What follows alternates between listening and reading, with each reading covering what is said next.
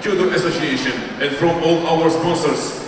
Welcome to the final block of the last day of first ever Tel Aviv Grand-Prix 2019 Israel.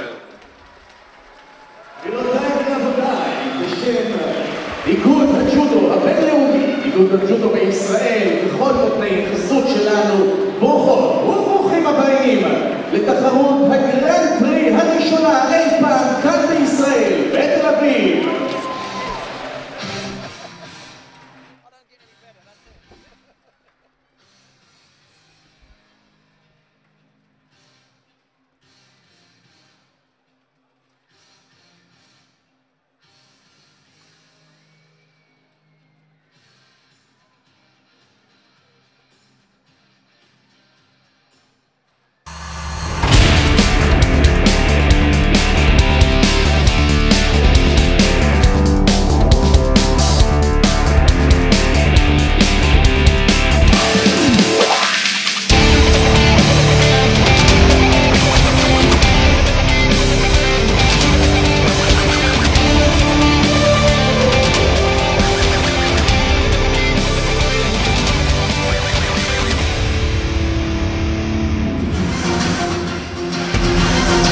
Welcome to Tel Aviv and the final day of competition at the first ever Tel Aviv Grand Prix.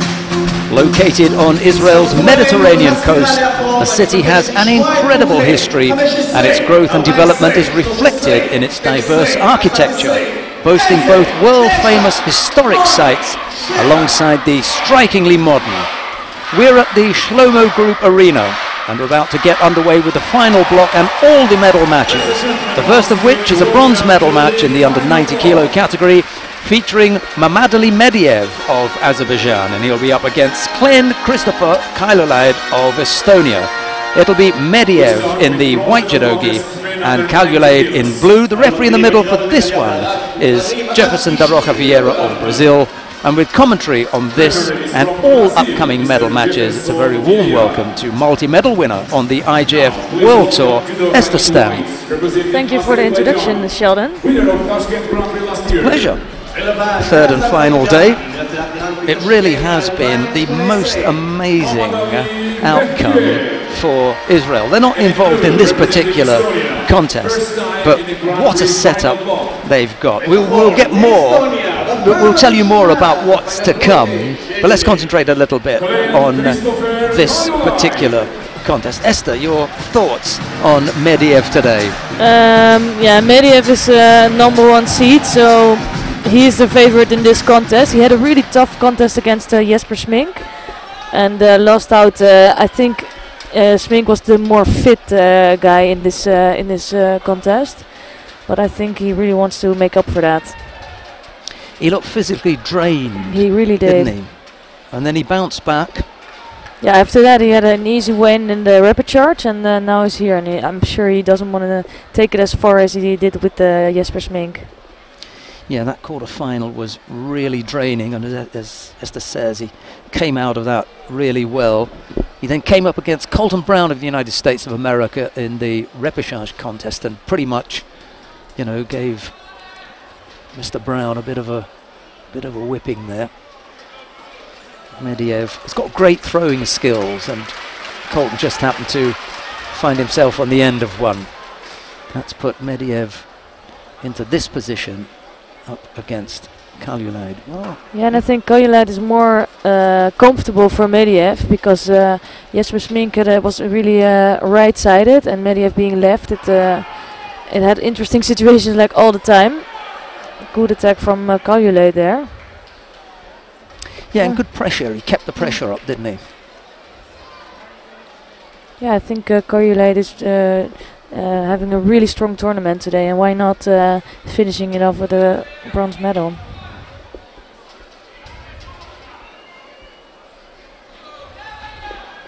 Good work on the feet as well. So, you know, you have to deal with two things. You're getting attacked at the top half, and then once in a while Mediev will just be throwing in those ashiwazes as well. So you don't know which angle he's coming from.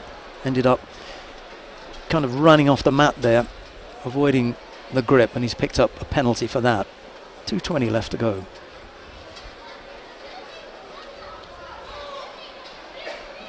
Yeah, and I think Kajulat is really dangerous on that left side with his Makikomi, and he's just all the time trying to go there.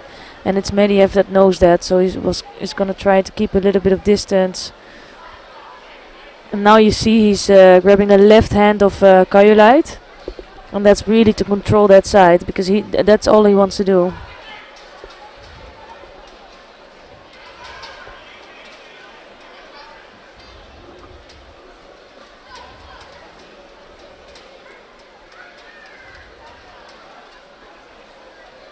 Now he lets Kajulat grip in his neck, so it could be a little bit dangerous, but good attack here. So second Judo on the board for Kajulat. Yeah, he had one for stepping out, didn't yeah. he? Yeah. Now he has a really strong grip, a lot of pressure on Mediev. That's the thing he has to do. If he can put the pressure on, it can be a really good contest. And I feel like he now just started to realize that he can really put some pressure on there.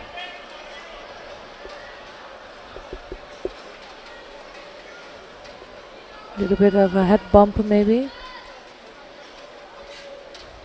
It's funny, isn't it? There was a moment there when you thought, I thought Kajulat had got Mediev on the go. He'd roughed him up a little bit, and Mediev was uncomfortable. Kajulat realised that it had come about through this clash of heads, and the first thing that he did was offer him his hand to say, "Oh, sorry, pal." There's still a bit of sportsmanship in there.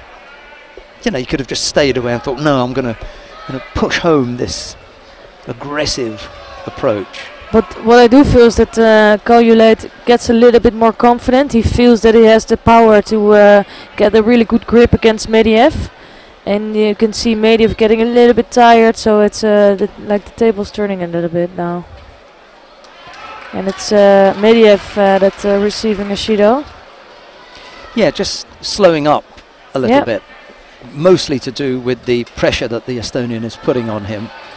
But there's still the nagging thing in the back of my mind about just whether he is really up to the fitness levels, one thing, and then just how much did Jesper Smink take out of him in that quarter-final. I mean, okay, you've had sufficient enough time to recover, but emotionally, he's probably thinking, not again. Yeah, that could be, might as well be. How many more am I going to have?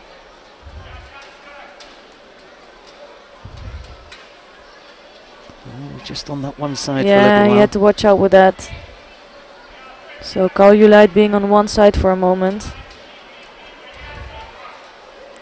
I think this really is playing in the hands of Mediev. Absolutely. And Makikomi attempt, not enough drive there, but a good attempt from Mediev. And I think that's what he wants. If they're both left to left and they both have two hands on the one on the lapel, one on the sleeve, it's Mediev that has the advantage. So what Kajulat has to do is try to just keep one arm on and immediately go for that Makikomi. As soon as he gets the second hand on, launch the attack.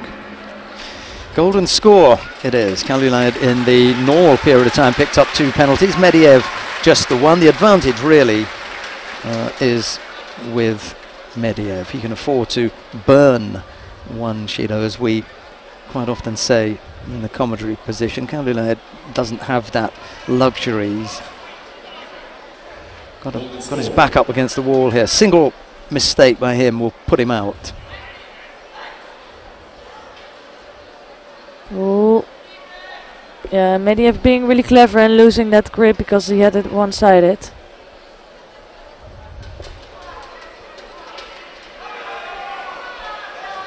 Good effort from Kajulat. Same shape as the previous attack. He just hasn't got the initial movement to have Mediev going in the direction that will make it easier for him. He's kind of dragging him into it. If you can make one bit of Ashiwaza before, just a little bit of movement with his lapel, then it could really look different. Set him up. But same goes for Mediev. Oh, nice takeover. As hard as it was, just one single different kind of movement, and Medvedev could really make good use of that. Yeah, that's when you get that draining of energy from Kaljulaid as well. Things begin to level up, and it really all that's left is the experience. And Medvedev had to dig really deep there. He's going to need a real rest tonight, because he has had some tough battles. He comes out the winner again in this one. Kaljulaid, a good effort to come away with a 5th place finish, but the bronze medal goes to Mamadali Medvedev of Azerbaijan.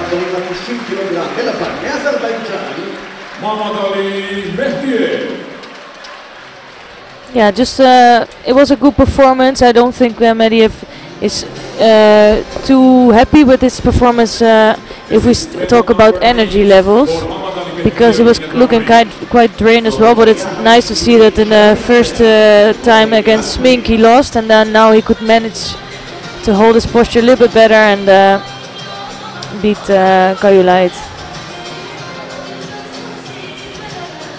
Dear friends, you can see the highlights. This is the victory of Mamadali Medvedev, Azerbaijan.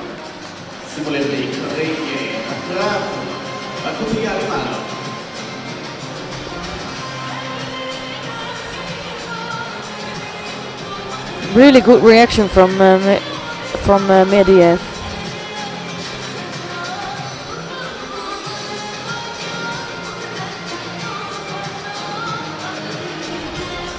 Even before Kaljulaid was already on the mat, you could see Medvedev already stepping and responding right away to the moves of Kaljulaid.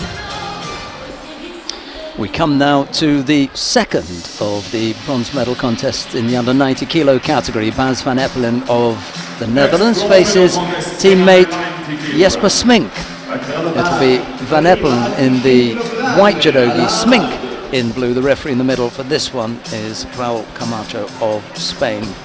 Esther, not the best situation going head to head with a teammate. Not at all, and I think they've both been doing so well today, and it's always rough that one of them is going to get the 5th place, and especially losing out to one of your teammates, basically, which you're training with a lot of the times. It's not the nicest. Also representing the Netherlands, 3 times Grand-Prix medalist.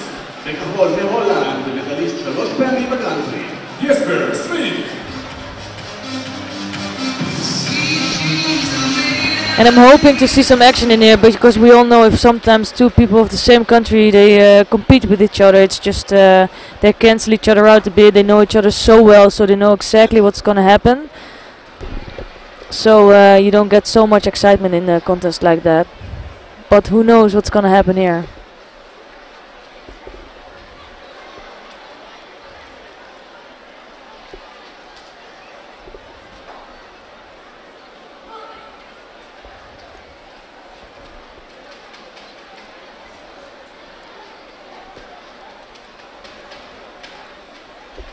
So really high grip of Smink over the top of Van Eppelen.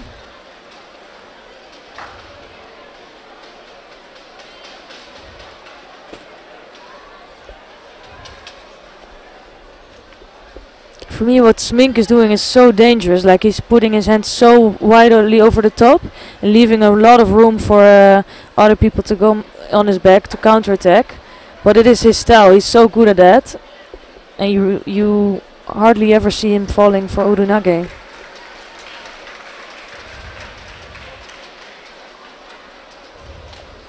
I suppose the biggest thing in all of this is the degree to which they'll know each other. Yeah. Well, for sure they know each other quite well, because they're both training in the National Center in Papendal in the Netherlands.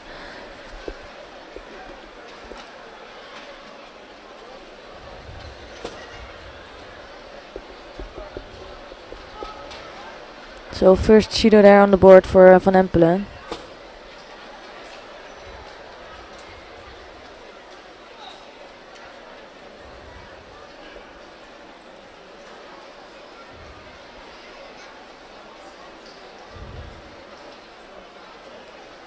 If you have an opponent holding you like that, swing so over the top, I think the reaction is always to try to get around his waist and go to the back.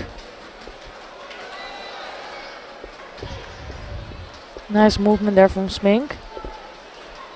But then he can trick you a little bit into that movement, and then he's so strong with his core. So he will be the one ending up scoring.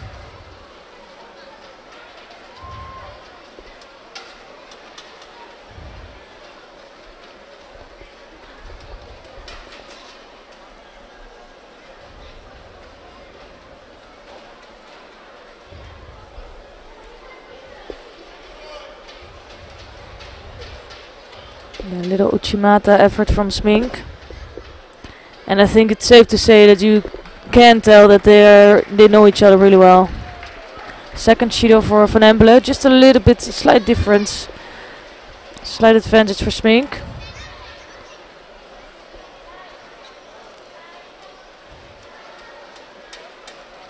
Hardly a free seat in the house. There's a gentle buzz in the audience, and not surprising given that they're waiting for what they consider to be the main event. That hasn't appeared yet on our sheet, but we'll tell you about that as we get closer. Gonna take some time. Nice effort there from Smink, but almost getting himself into trouble. But Van Empelen just couldn't react quickly enough on that. And just a little bit out of balance.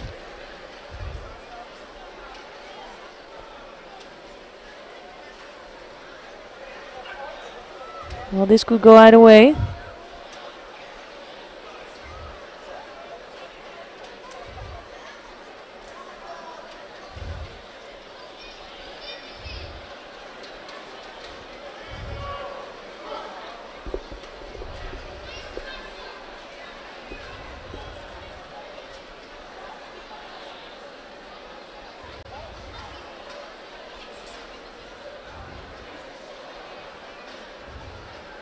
Almost taken over there.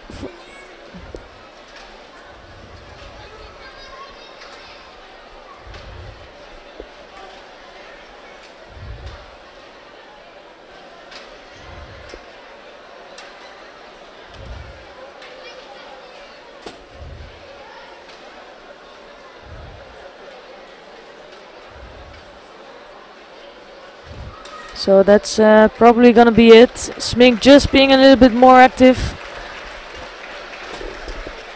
And that will mean the third Judo for Van Empelen.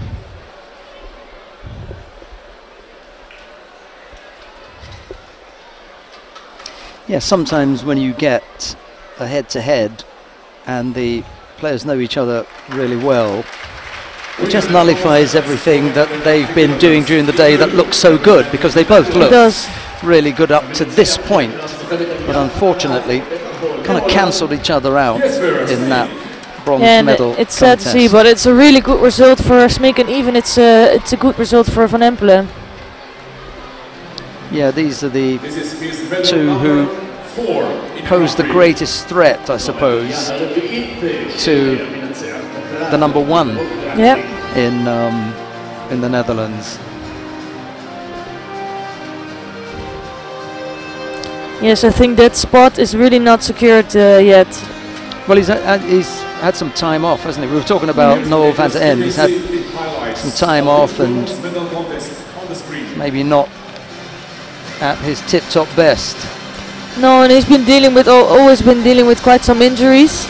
So it's just not safe to say that he's going to be on his best because you just don't know.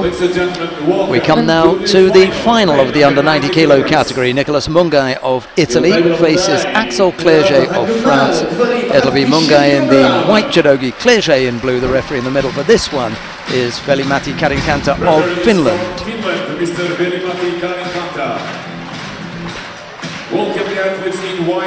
Yeah, again an Italian in the final, and it shows the strength of the Italian team this weekend.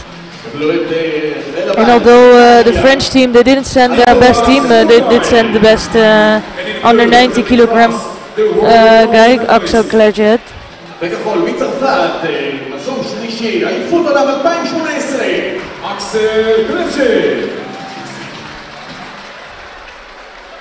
But Mungai has been on form today for me.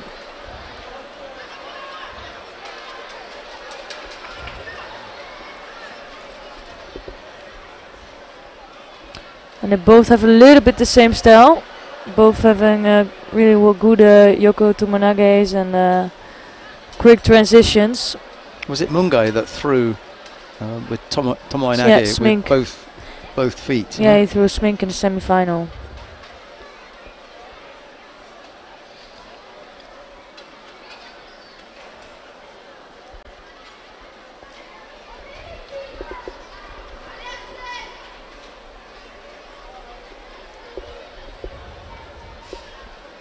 As usual with Clerget, it's a real battle for grips.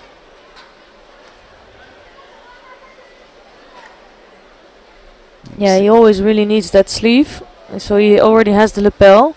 Now he's going to try to get the right hand from Mungai. Nice Sutami there. First attack from Clerget. And immediately followed up by a Shido for Mungai. That's how small the differences can be, you know. Not been attacking so much, a lot of kumikata going on, but it was Clerget who made the first good attack.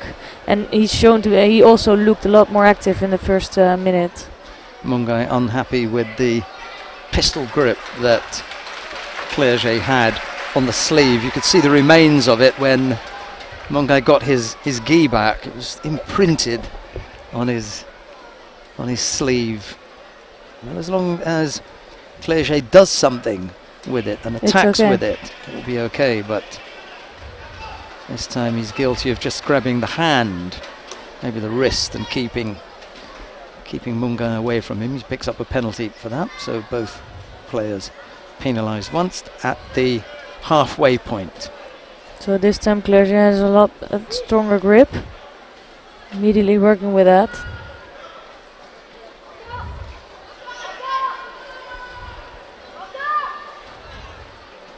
But still waiting for the attack. He has to try to attack now. It's not enough to just stand like that and completely losing the grip here, unfortunately.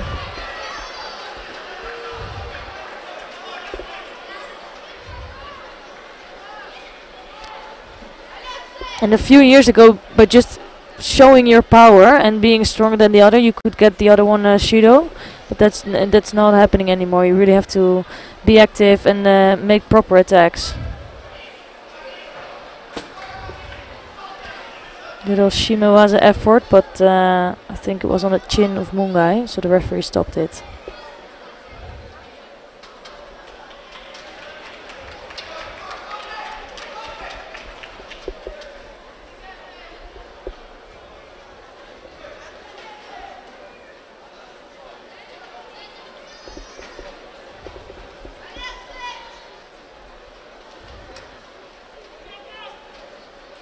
And I feel Mungai is struggling to show himself.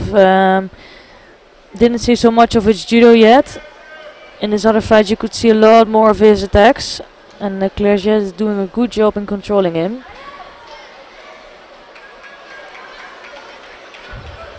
Trying to lift Clerget. And Clerget wasn't against the idea of getting involved on the ground. If he could keep him there, that was nice. No, he likes to do Newaza. You see that in the other fights also. He's quite good at that. One guy's going to be aware of that. Yeah. He's going to sort of imprint that on your memory, thinking, if I failed with the Tomo and Agi, this guy is keen to get involved.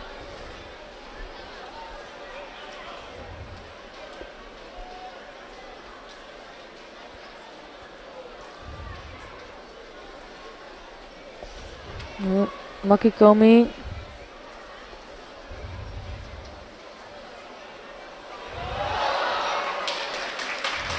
One way to use the shoulder. Exactly. Very little chance of getting any control there, because you'd need the hand to pull the sleeve through. But I could see the thinking, but it was a little bit ambitious. Yeah, but for me now it's the regular time is almost up, and both having a Shido. But for me it's not really giving away how this contest is going, because I think Clerget did a lot more. He had stronger attacks. but still, this is what it is for now. Clerget, to me, has looked that little bit more at ease with the situation. Mungai has looked a little bit, you know, probing here and testing a little bit here, but without really causing Clerget, you know, anything to worry about. But then it's interesting to see that there's only 2 cheaters on the board, for one for each. So Mungai is doing something really right.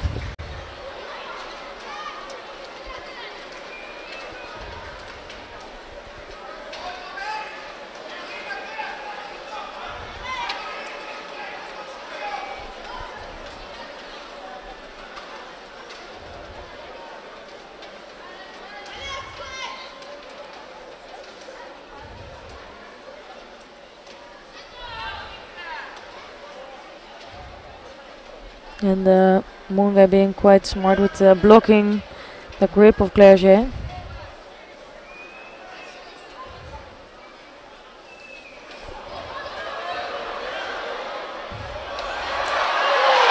And Clerget again. Yeah. Well, he'd want to claim that because he had the arm wrapped up. Yeah. That's what Clerget is so good at, and Mungai also today. He showed a lot of good stuff today, but it's Clerget that.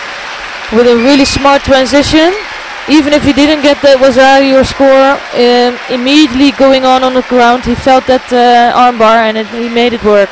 And the other thing was that, you know, he threatened with that counter. There was no score given for it, although he was taking control of Mungai when they went to the ground, but the arm was exposed and he went to work immediately on the arm. Quick work, clever work from Axel Clerget.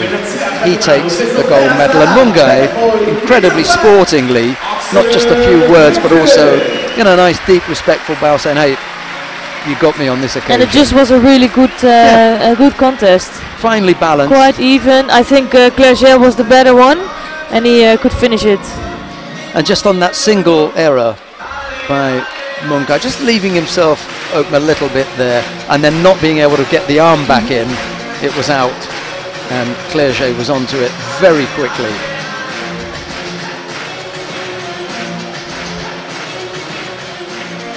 This is second gold medal for Axel Clerget in the Grand Prix. Congratulations. זו מדליית הזהב השנייה של המנצח, זה גרנד פרי.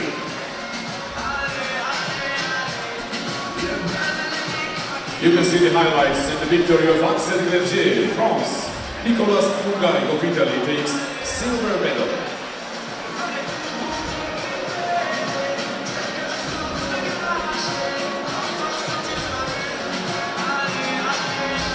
Yeah, he's so quickly onto that Udigarami, maybe. You know, there's a brief moment when he's thinking about taking him down with some kind of technique, but he's so quickly onto the arm, he didn't need to worry about it.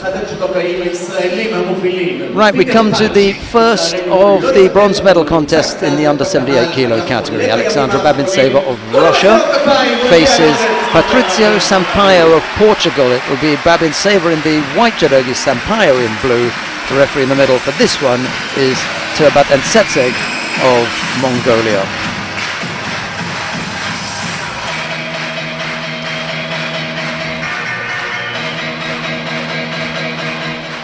Next contest, bronze medal contest for Sampaio has a really good tournament today, and she's proved to be really dangerous, but that's so she has. So,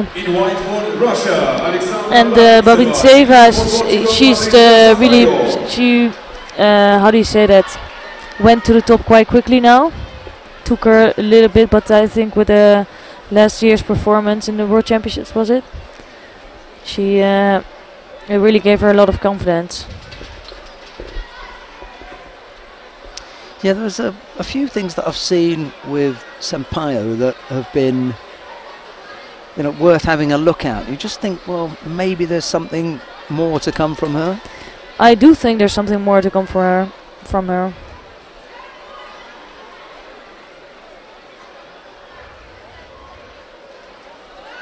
And there's been a few, and that's why this tournament has also been so good. You see some new youngsters that really finally get to the stage and they perform. And a medal like this can give them the confidence, especially going to Paris next week or to a Grand Slam in Düsseldorf.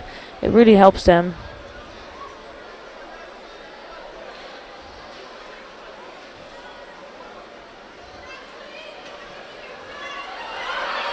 Nice movement from Sampaio.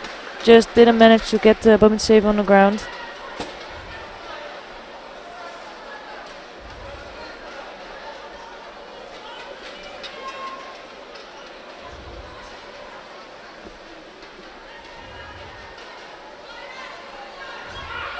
Oh, nice nice reaction from Babintseva with the left to Chimata. You could see Sampaio was just getting her hips in a little bit, and then Babintseva reacting on that with a left to Chimata.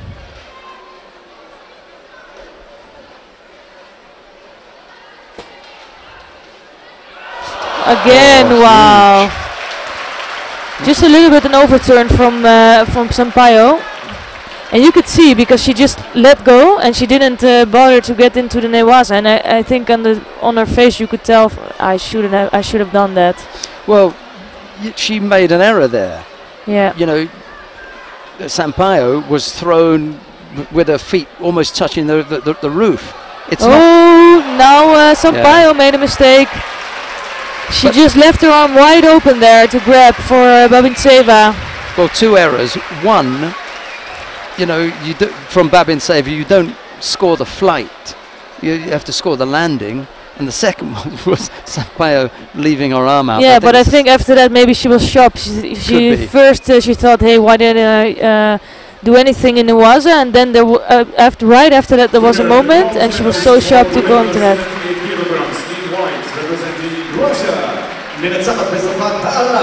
But I've seen some mistakes today by people just leaving their arms open.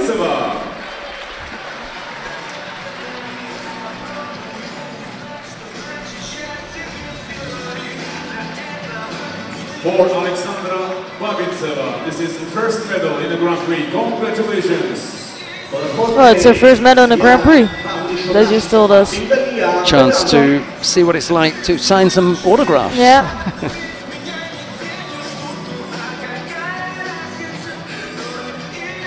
Well, let's see that again.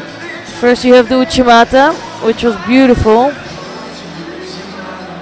So the referee's completely unfazed there. Yeah. Never thinks about Ippon Justapazari, but we needed to have a big look. over stretch. She's gonna feel that in her elbow. But just really good job of Babintseva. Nice control in the end. Look at that. I think she just was waiting for a mate, or she just really kept her arms open.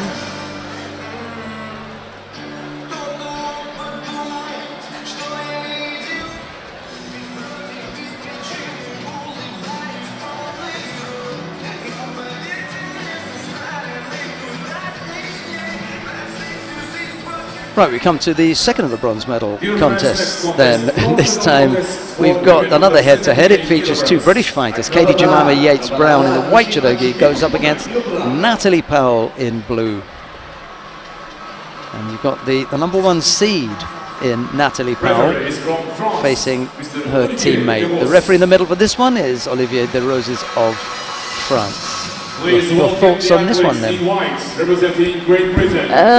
more of the same, really. Yeah, it is the same, but I could see the head-to-head was a little bit in favor of Natalie Powell. But if I look at how much Yates-Brown is upcoming, and she really gets more confident every competition, it could be interesting. Natalie Powell. I think this could be slightly more testing than the Jesper Smink Baz Van Epler contest, simply because there's likely to be a little bit more,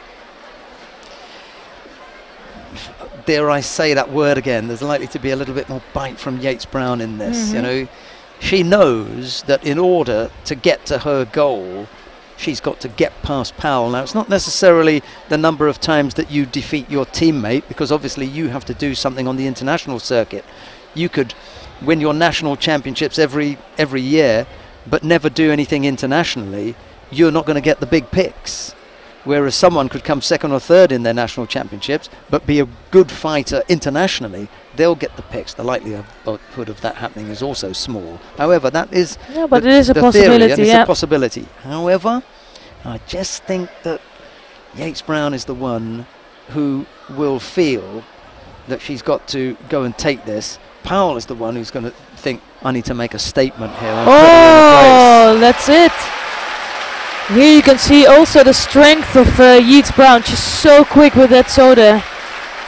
It's not something. And she's trying to keep her head together, but you can see she really is happy with this win. But it's not something that Powell will be unaware of. She'll know that. Everybody knows that. Yep. Done. Yeah, it was a clear. It was an it one. And out of respect to Powell, she's just not showing so much emotion and happiness, but I'm sure inside she's she must be so happy, because it's just a good moment for her. Yeah, no coaches around, they just send them out there and say, go and do it. Her second medal in a Grand Prix. And it was Katie Jemima Yates Brown who went out there and did it. Yeah, perfect timing, just no stopping in that.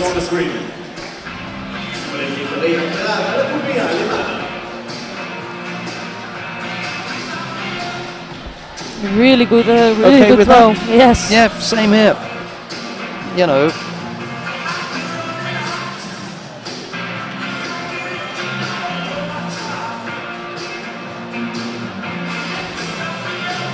Right underneath. Yeah, and also when exactly when Powell was stepping a little bit to the right, so she had the space to come in there and went to her knees. I don't know if we're going to see the feet position again. I mean, there are so many things that are right about this effort, but one of them is getting the feet in exactly the right target position. That's where you want your feet to be, and that is where Yates Brown managed to put them. The top half, yeah, perfect. Yeah, perfect. We come now to the final of the under 78 kilo category. Loriana Kuka of Kosovo faces Klara Apoteka of Slovenia. It'll be Kuka in the white judogi, Apoteka in blue. The referee in the middle for this one is Cho Min-sun of the Republic of Korea. Yeah, Kuka is on a mission. You can tell that. And she's just rising so fast, still being really young, but she's making huge steps. So same for Apoteka, she's doing really well and getting medals regularly now. But for me, it's Kuka has been really strong today. Yeah, there's a real gentleness about Loriana Kuka when you chat with her, a freshness, and you know, it's not immaturity, but you can tell that she's extremely young. You know, this is all new to her. Yeah. Well, she has won 2 already. Yeah, it's incredible if you think about that. So she knows how it is to win a final. So they met each other in the World Championships in the first round. This time Apoteka beat Kuka.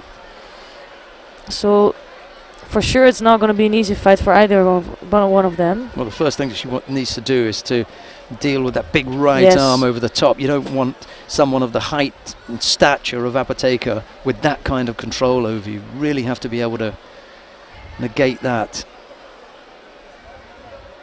And there you can see the trouble for her. Just the kumikata of Apoteka.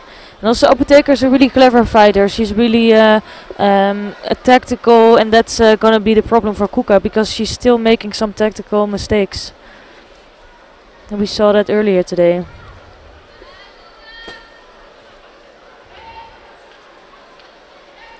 And I think especially that the right arm of Apoteka is bringing a lot of trouble for Kuka.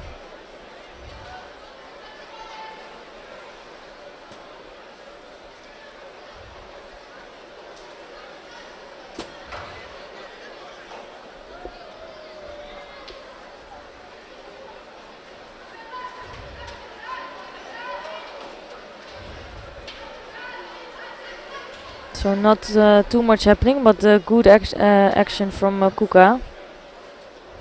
I think that's the best thing to do. The only positive really in there is the, you know, if she's brave, I wouldn't have gone outside over the top. Yeah. Inside, underneath, and around. That's the spot. Yep. Because then you open up the hips. Yeah, I think that's what she has to do. But Apotheker is doing it really well. With that right arm, she's keeping it on the lapel. She's keeping Kuka at a distance. And she's the one that's in control of the pace.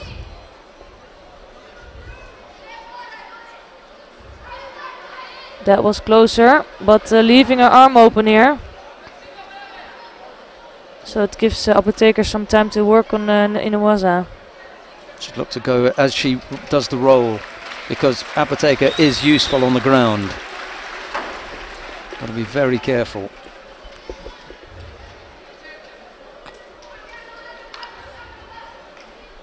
I like the possibility of Kuka coming across for the left hip technique. If you can just get inside the arm.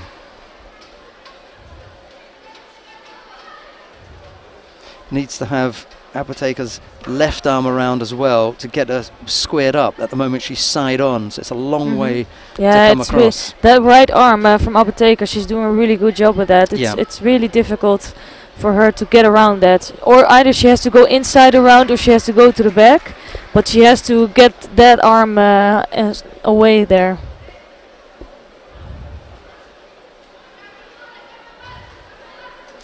Yeah, a few things to work out for Kuka. That said, it's still no score on the board, and the Apotheker has one Judo. Makikomi attempt from Apotheker.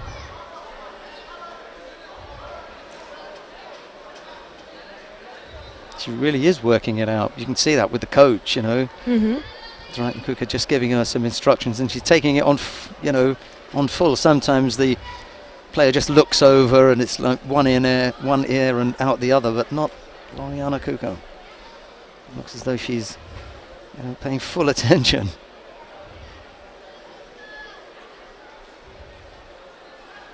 Yeah, and they block each other a little bit with the kumikata now. They keep each other at quite a safe distance. That went quickly, didn't it? Yeah, that really went quickly. No big attacks yet. Hardly any. I wonder if there's a physical strength that maybe I'm missing here from Kuka, and that's actually, that's something that Apotheker is feeling.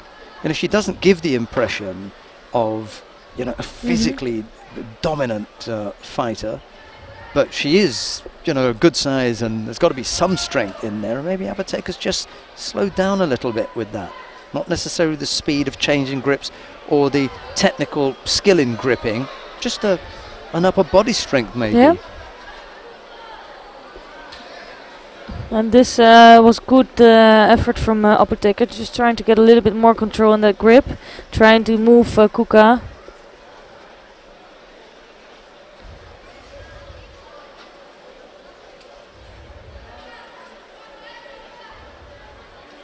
Yeah, I would almost say, does she have the guts with her left hand to come right over the top and come in for a bigger attack?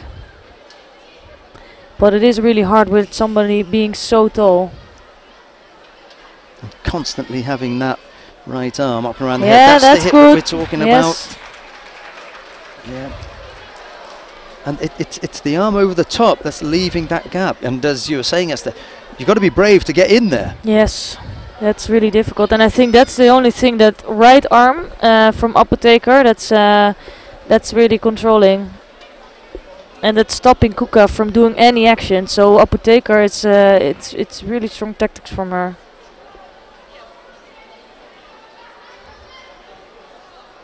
That's all that Apotheker has offered up so far. The two failed makikomi attempts. Again, a nod from Kuka. She could get a little bit more out of that, I think, if she would just be doing that a little bit more often. But Also, Kuka is with her left hand keeping her distance. Now this is an interesting situation. Here something could happen.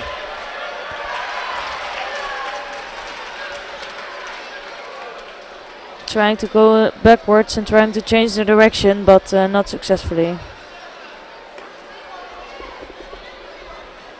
It's like learning on the job, isn't it? Yeah.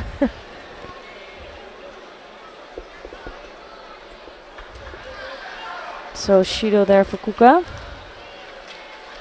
It is true that Apotheker looked a little bit more active in the last minute or so.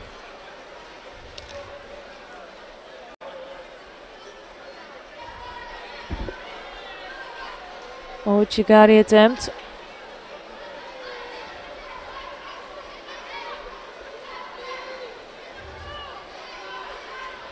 Oh, couldn't go to the feet again. She had a pressure on the edge, a little bit more on the feet. Only one place to go there. That's it again, the hip, that's good. But there you can see also the strength of Apotheker. She's really strong with the right side.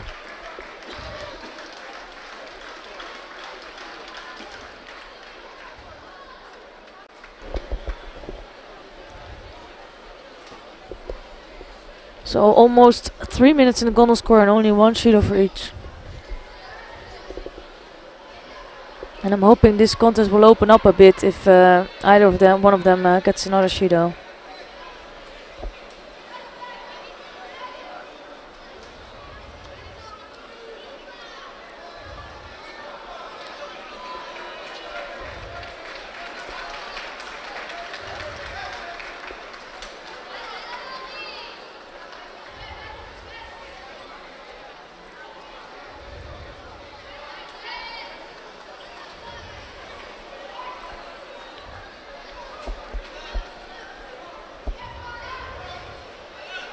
So strong efforts there from Apotheker.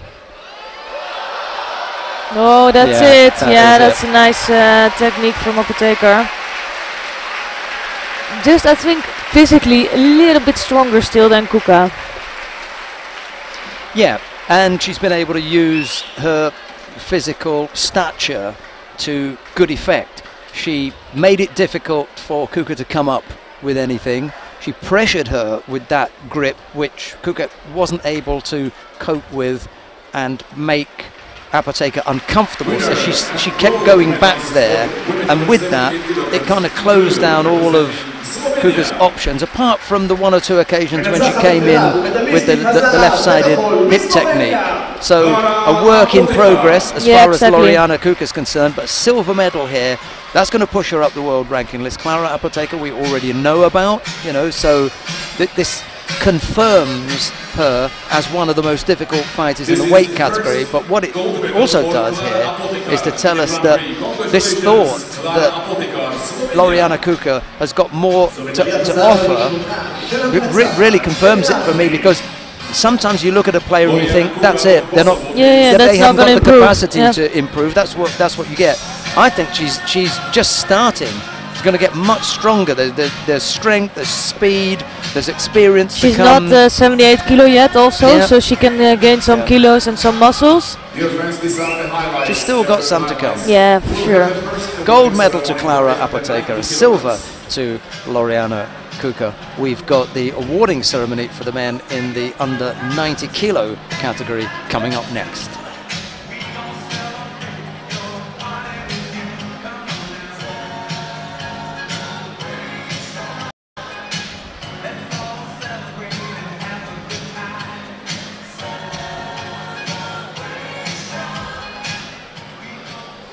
Ladies and gentlemen, medal awarding ceremony, men under 90 kilograms.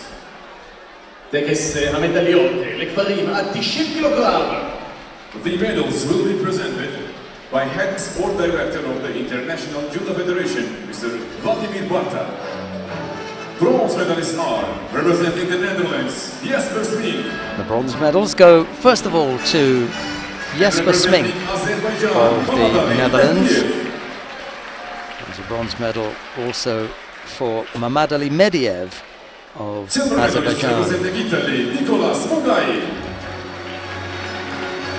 Silver medal goes to Nicolas Mungai of Italy.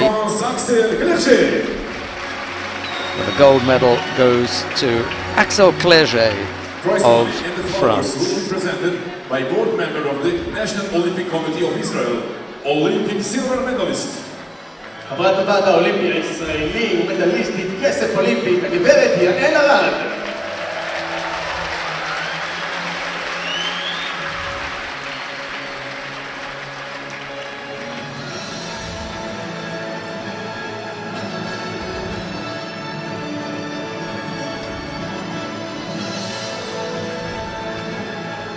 One of the most likable fighters on the international circuit, Axel Clerget. Ladies and gentlemen, please all rise for the national anthem of France. Now the national anthem of France.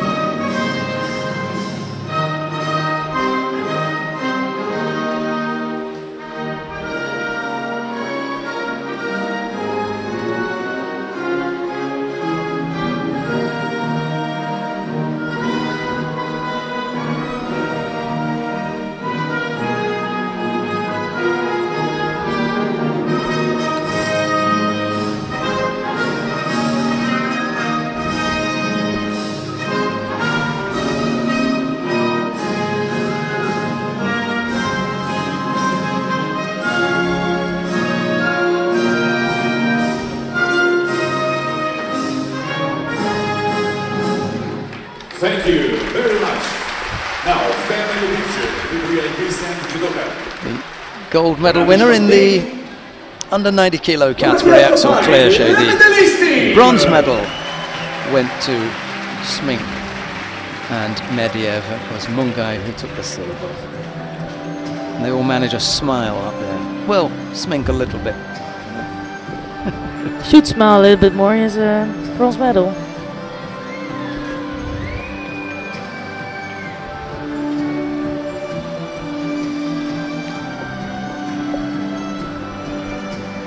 We've got the first of the bronze medal contest coming up now in the under 100 kilo category. Jelle Snipper of the Netherlands faces Grigori Menashkin of Estonia. It'll be Snipper in the white judogi, Menashkin in blue, and the referee in the middle for this one is Mariano dos Santos of Brazil. What do you know about Jelle then?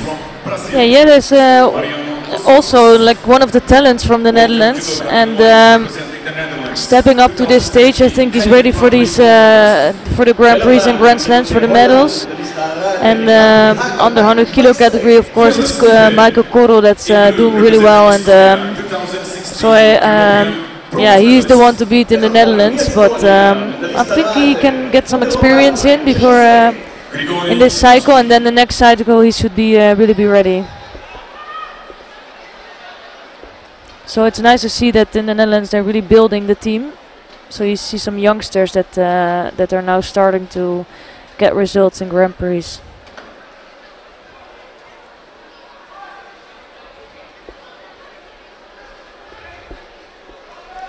And Menashkin, we've seen him do a lot of really nice ashiwaza today.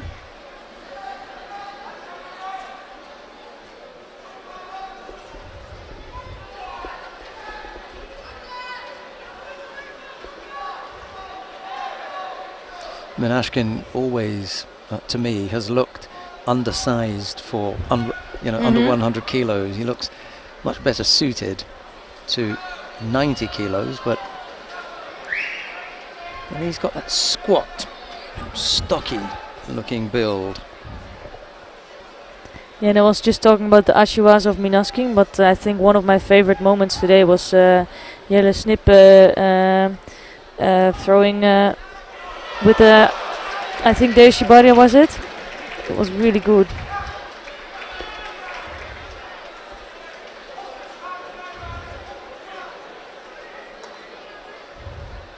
Ooh. I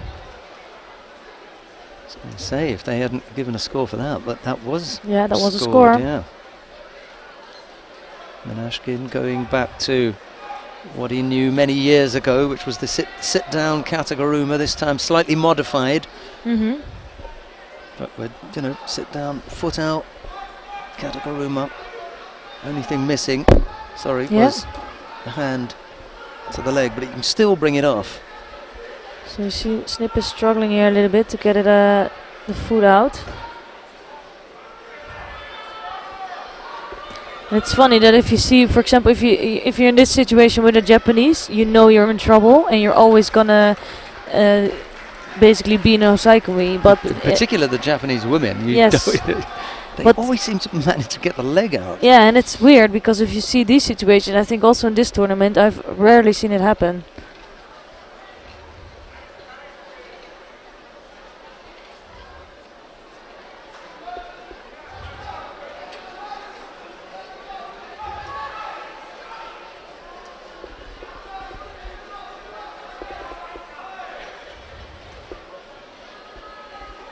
So waiting a little bit for their attack.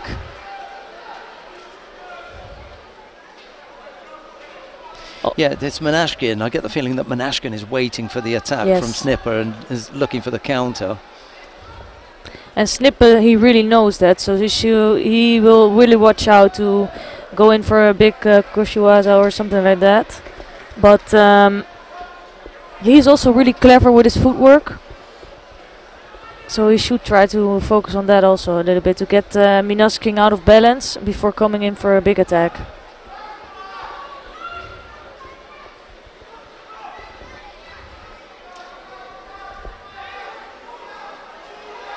Yeah, and Menashkin, it's what you say, he's basically quite waiting for Snipper to do something. And with only 1 minute left on the clock, first Shido now on the board. It's looking quite good for him.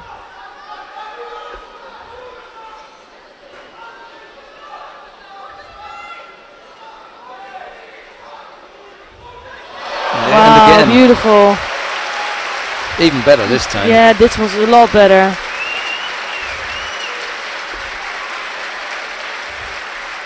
Grigory Menashkin, beautiful throw.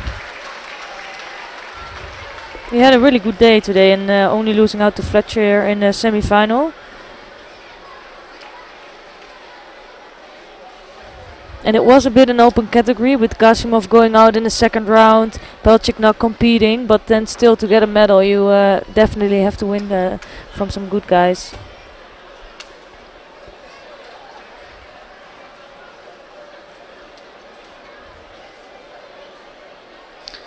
Menashkin finds himself back on the podium after a little bit of a break. I can't remember the last time that I saw him up there, medal-wise, but anyway, he'll be a happy camper tonight.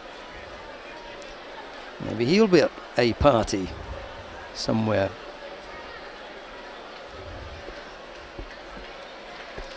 It's been quite a while since Menashkin hit the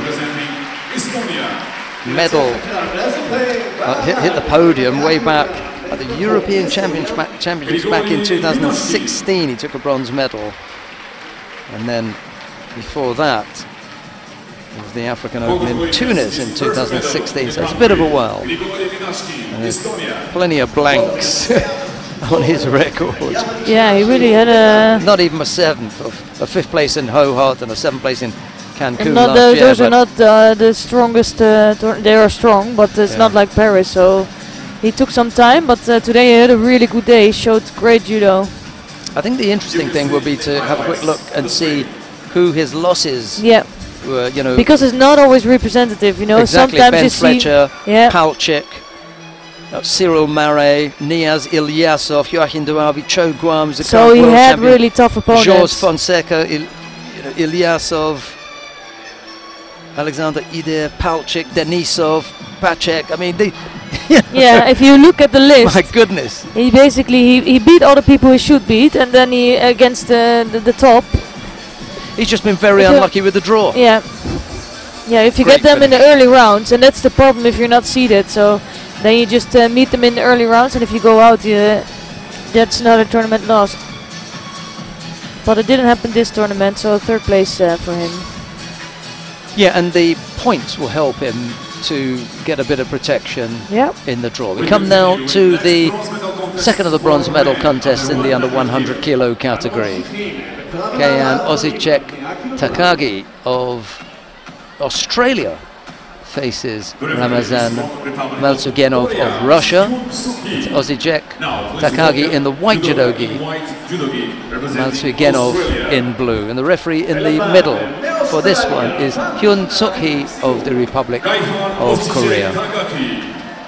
In blue, representing Russia, two Miss Grand-Prix silver medalists last year.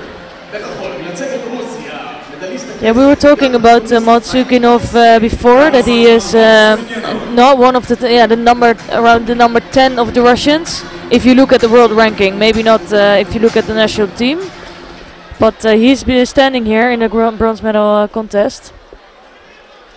So it shows a lot of how much depth the Russian team has at the moment. He's going to pick up a penalty right away. One-sided. Yeah. 10 seconds that took. Yeah, and for me, it cannot happen in this level. Agreed. And you wouldn't expect that from Osicek Takagi, to be honest. Well, all of his judo really has been done in Japan. It could be that he still has that hangover of the way that things are officiated or refereed in Japan, where they may give you just that little bit longer.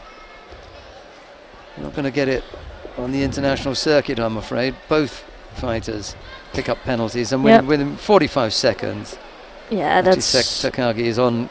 He's already in trouble here. Yes. Yeah. He could also be mat rusty. You know, he hasn't been on the mat for a while and just a little bit off the pace. Yeah, and he doesn't look so comfortable yet on the mat. I noticed that today. He looks a little bit he doesn't have so much confidence, not so comfortable as we would like him to see.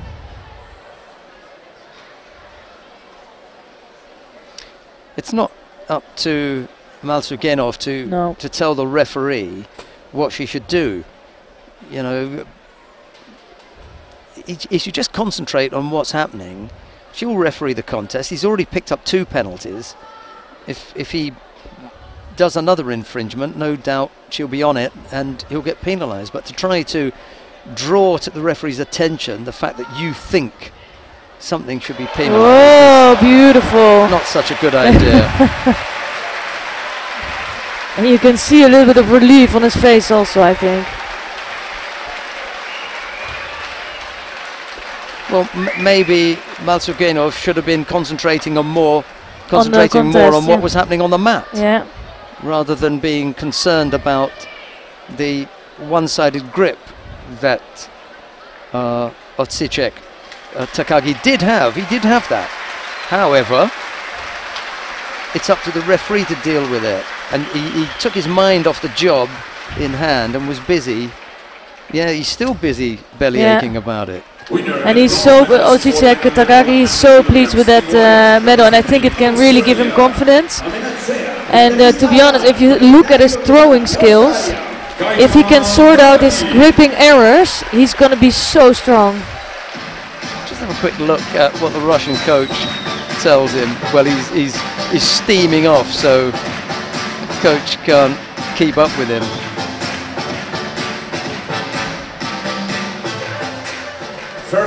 Well, I'm hoping this is going to give Osicek Takagi more confidence. So we're going to see him in even better form on that, although this throw was so magnificent. Yeah, that was the nicest thing about the contest, wasn't it? Absolutely superb finish. Look at that. He almost, the leg of, he could not go anywhere. Maltsugenov.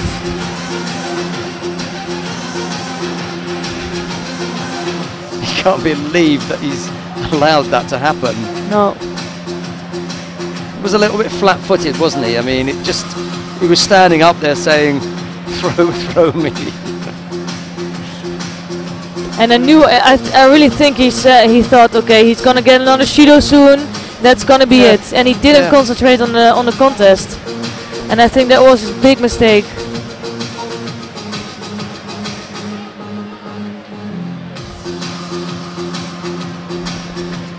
Such a nice finish as well. Yeah. Powered over. Again, we spoke about Yates ran with the top half, and this time here, that power, that control, everything was right on the top half there. Wasn't bad with the leg either. I was gonna say that leg didn't go nowhere.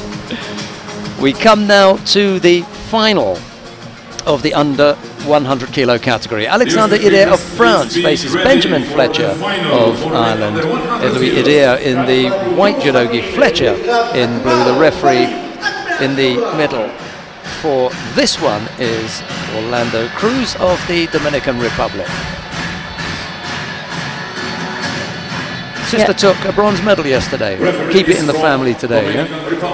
Yes, and I was told before that he opened his last year with a win in Tunis in the Grand Prix, and now he has the possibility to do that again. So maybe he should only compete in January. In blue, representing Ireland, 2017 Cancun Grand Prix silver medalist.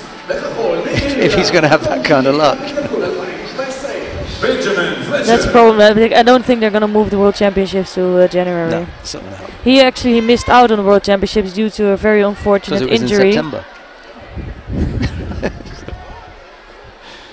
Yeah, he was injured. Wasn't it a kind of a freak injury in practice or something? That's a pity. He could have caused a few upsets there.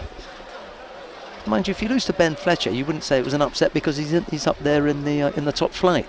So he's up there by right, and not by some chance. No, he was number 3 seed on his tournament.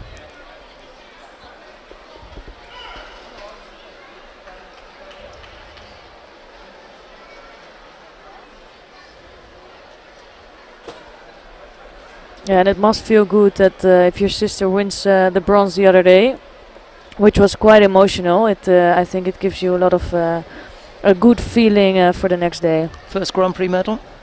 Yep. For her. And here, trying to work something on the ground here. Sangaku entry, but that didn't come off.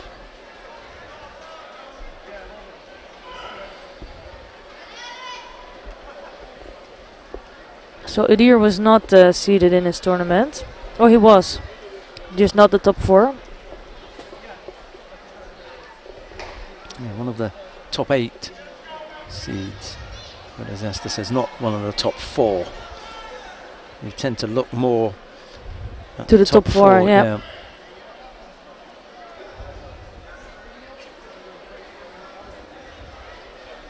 But if I look at the sheet, I think he deserves a higher seeding position that he showed by being in the final here.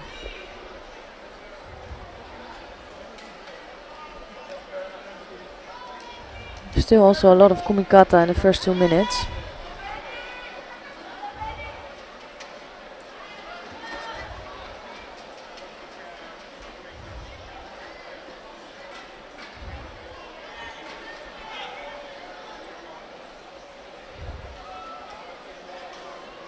And quite strongly it's right against left. Fletcher being right-handed and Idir left. And for some judoka that's really hard to compete against. Wow, that was just beautiful movement and really nice stepping away and just getting himself in the right position.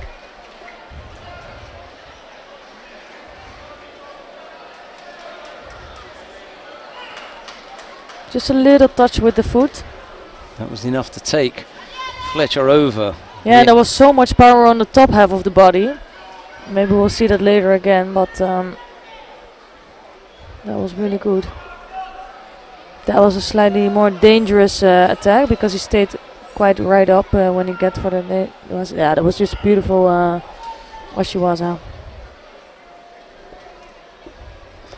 Little over a minute left to go. Idir leads by a single score of Rosario. Penalty up against the Frenchman. You won't let that bother him for the time being. Uchimata effort. He's quite nicely controlling the grips, I think, the kumikata with Fletcher. With his left hand and getting the left hand of Fletcher as well in the sleeve.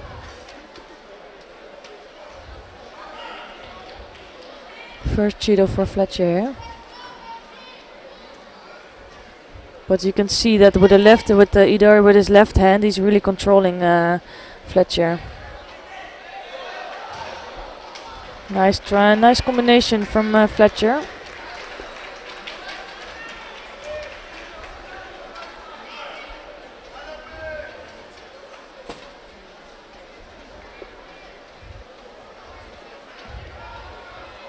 It looks like Idir is quite nicely controlling this contest. And Fletcher cannot really get close, get by that left arm of Idir.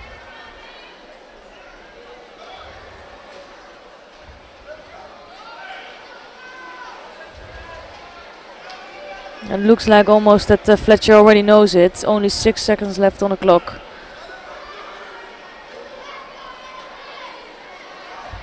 And you can see that with that left arm he just couldn't get past it. Well, a second gold medal for the French. They're catching up. Alexander Idir mirrors the good work done earlier on by Axel Clerget. He now won the under 90 kilo category and the under 100 gold medal. Ben Fletcher of Ireland takes the silver medal. He would have liked to have had a slightly better performance as well. Got shut down a little bit there, and then there was the one slip. And there were plenty of supporters in the crowd for Ben Fletcher, all waving those green blow up, I don't know, balloons or whatever it is that they whack together. Let's take a look at some of the highlights and then we'll be back with the awarding ceremony for the women in the under 78 kilo category.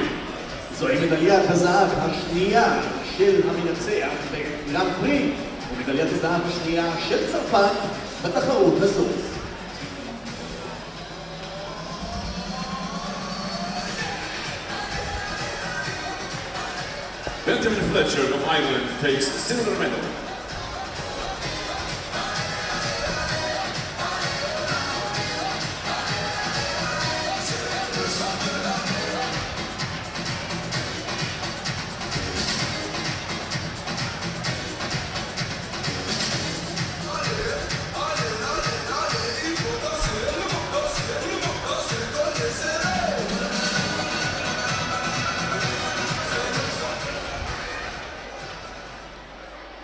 Ladies and gentlemen, medal awarding ceremony for women under 78 kilograms. We come now to the awarding ceremony for the women in the under 78 kilo category. The medals are being presented by the head referee and director of the International Judo Federation, Mr. Juan Carlos Barcos. First of the bronze medals goes to Katie Jemima Yates-Brown of Great Britain. And representing Russia, Alexandra Babintseva. There's a bronze medal for Alexandra Babintseva of Russia. Silver medalist representing Kosovo, Loriana Kuka. Silver medal goes to Loriana Kuka And of gold Kosovo. medalist representing Slovenia, Klara Apotekar. Gold medal goes to Klara Apotekar of Prize money Slovenia. and flowers will be presented by Deputy Director of Sports Authority of Tel Aviv Jaffa Municipality. Sgambine lo shoot sport ce li rigalti l'Aviv forma Ophir Fagman.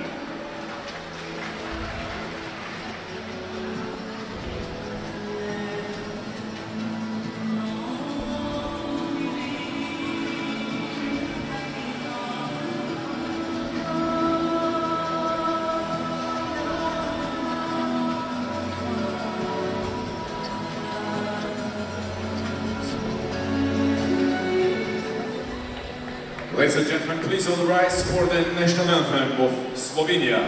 Alla Kubi, il inno sloveni. and now the national anthem of Slovenia.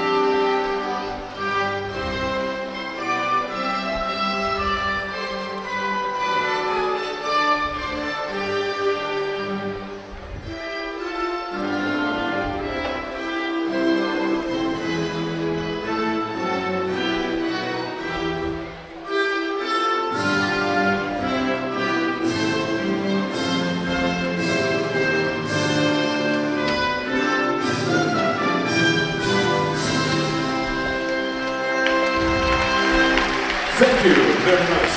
Family picture with relay peace and judoka. One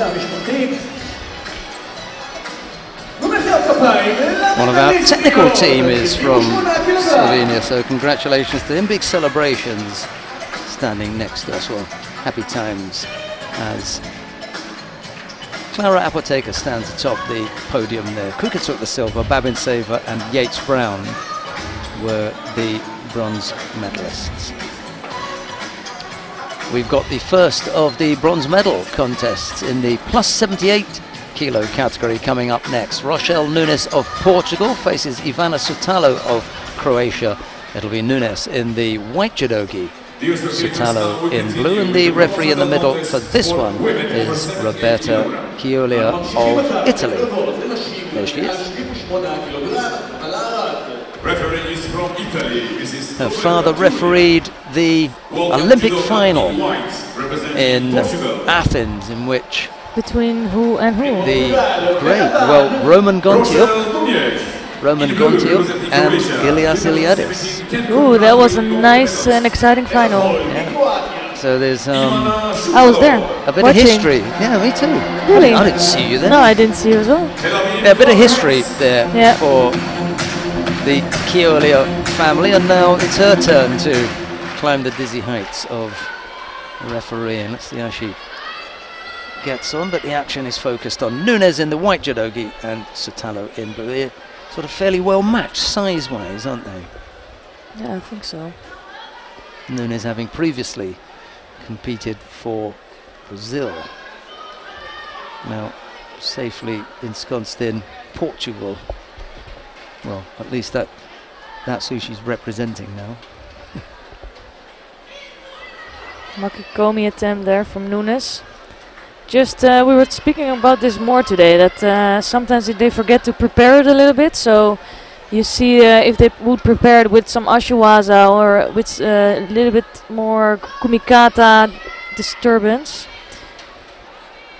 you basically prep your opponent.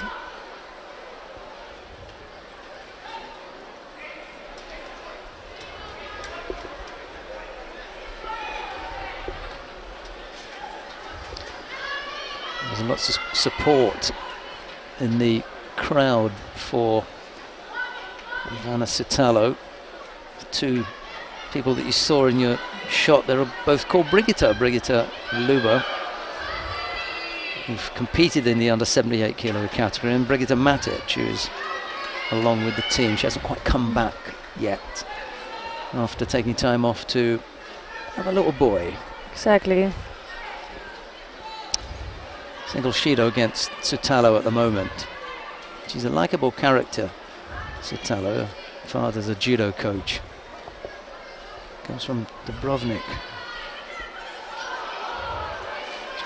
Trying to persuade me to come down there and visit their club. I told him not unless you've got a few fighters my size to randori with. Yeah, I don't think Sutalo is your size. I'm coming down there to practice with any heavyweights, thanks. Chance here. Yeah, there is a chance here. Nunes could go to try to go to the back. Sotelo really didn't give it a go, did she? No. Drop the hips a little bit and try and drive off bent knees. And I hooked in there and thought, something not right here, I'll leave it.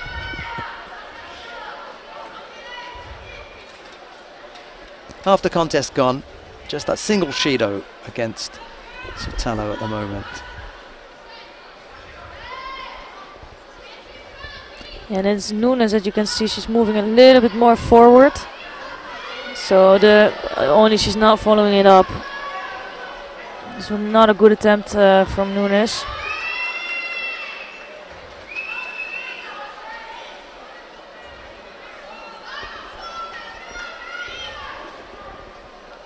Second penalty picked up by Sotelo.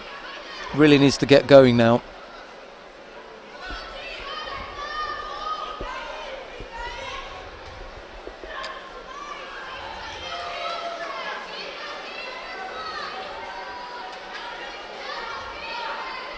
Yeah, Nunes has a right strategy.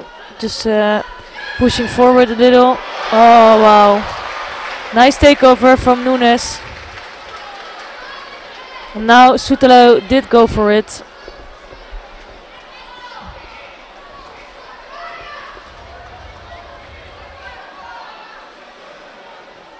I don't think it was a bad attempt. It's just the driving force of Nunes that was so strong in this attack. Yeah, it was the immovable object that Sotelo ran into. And there was just that little bit of space as well for Nunes to make room to bring Sotelo down.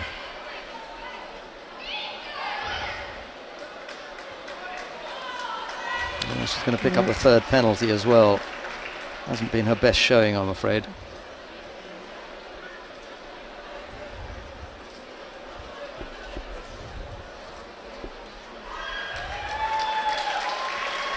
Yeah, penalised for an overly defensive posture. The celebrations from Rochelle Nunes as she takes a bronze medal here in Tel Aviv.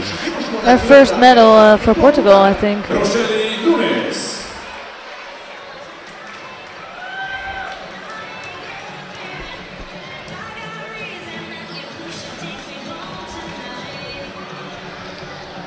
Well, it's good news for the Portuguese because they were looking for a heavyweight, especially when you consider that we've got mixed teams now, and the Portuguese are not short of players either with men or women. I think they'll still look for someone in the heavyweight men. Yeah, that's although true. Jorge Fernandez may have to step up. He's quite a tough cookie, isn't he? If you couldn't find one in the plus 100, you'd have to get someone from the under 100 to fill Jorge that. Fonseca. That's what I mean. So Jorge Fonseca, he could step up there and do that. and then now they got Barbara Did I Timo say in. that, Jorge Fonseca? Or did I say Jorge Fernandez? Fernandez isn't nowhere near that. I meant Fonseca. It was, I could see his face. Right. We come now to the second of the bronze medal contest in the plus 78 kilo category. Marina Slutskaya of Belarus faces Anna Maria Valencek of Slovenia. It's Slutskaya in the white judogi, Valencek in blue, and the referee in the middle for this one is Mathieu Patay of France. And I take it all back for having suggested that Jorge Fernandez could compete at plus 100 as Jorge Fonseca. And he is a powerhouse. Absolutely, and I think that he could probably get up there, but we're only mentioning that because of Rochelle Nunes' win in the previous contest there, and the fact that we have mixed teams, you need 3 men, 3 women. Yeah, it could be really interesting for Portugal because what I just told you, Barbara Timo is a new 70 kilo girl, and she's gonna do all the tournaments. She told us before. And you have Montero and a 57, yeah, so you right. have That's your 3. That's 3 good. Well, for sure they still have to qualify. They're not there yet, but you can see the potential. Well, it's possible they could, couldn't they? Mm-hmm. That will be a surprise. Yeah, true.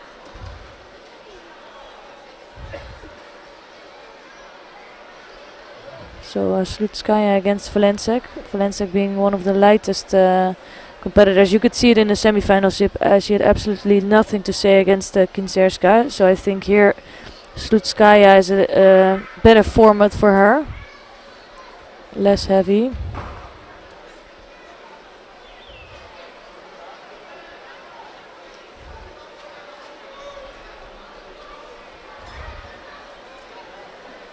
So Shido for both judoka. Valensek was also guilty, really, of taking, you know, a strong grip and doing nothing with it. She was just holding that down there. But anyway, Mr. Bataille decided to penalise both fighters for passivity. Yeah, I like the Ashiwaza of Valensek. She can be really, look at that.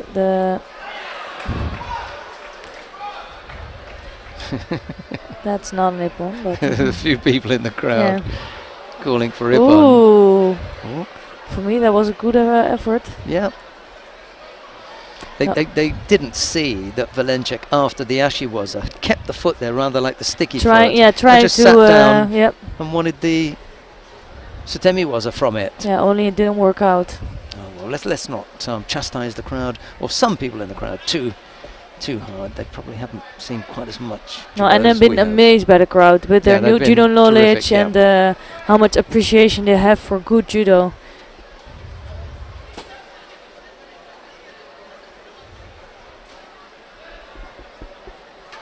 Only 4 fights until the roof comes off.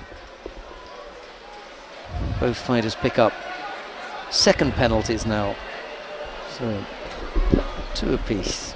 Halfway through the contest. Not sure if it's going to go that long now. Sure, there's going to happen something before. Either a score or a Shido. Makikomi attempt from Valensek. Better attempt, I think.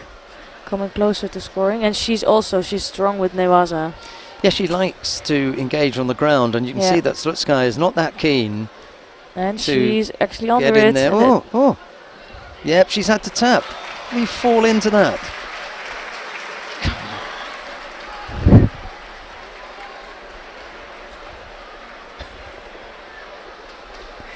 Well, sometimes you get yourself in a position and you wonder how it is that you ever got there. Slutskaya must be thinking that right now. It looked so harmless, childish, you know, and it was as though, you know, she was giving a, you know, demonstration in the club. This is what you do. She was just trying a little bit. That's what you do in a randori. This is what you do, and you can sometimes step out in a randori like that. But in a competition, you should be so focused, keeping your chin down. That's like the basic thing you have to do. And not getting drawn in. No. You know, there's nothing stopping you from going back. So why would you allow yourself to get drawn in and then for them to clamp the shimmy? Let's see if we can see the setup again, because it might be she was also a little bit going for that armbar. You can see, and then she was quite clicky, but still, it looks really silly. Yeah, see the right arm, Slutskaya's right arm is in there, but there's no trap on it. She's hanging on to that jacket. Get that out and use that to push yourself away. I mean, it's easier said here than done, but she doesn't use that right arm at all. I think she was just she wasn't realizing she was in a shimewaza. That can be the only thing. And you can see on her face, like that cannot happen on this level. She's got that look. I can't believe that happened. No. Well, it did, I'm afraid. And Anna Maria Valensek. So another family getting a second medal in this tournament. Half sisters. Yeah. We come now to the final of the plus 78 kilo category. Irina Kinzerska of Azerbaijan faces Yelisaveta Kadlanina of Ukraine. It's Kinzerska in the white judogi, Kadlanina in blue, and the referee in the middle for this one is Vladimir Nutsubidze of Georgia.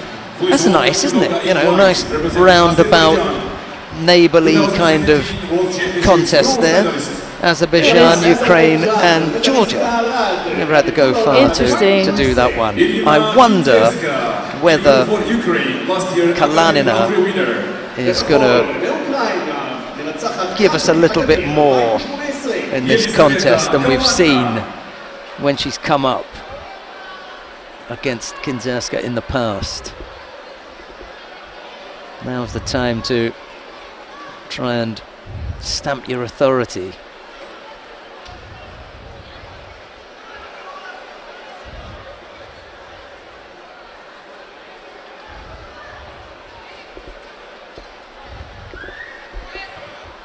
That was a slow Morote Seanage. 4 times they've gone head-to-head. It's 3-1 is the head-to-head score to Kinzerska. She's lost on the last 2 occasions. Yeah, and the last 3 have been quite recent, all last year, and then before that it was a long time ago.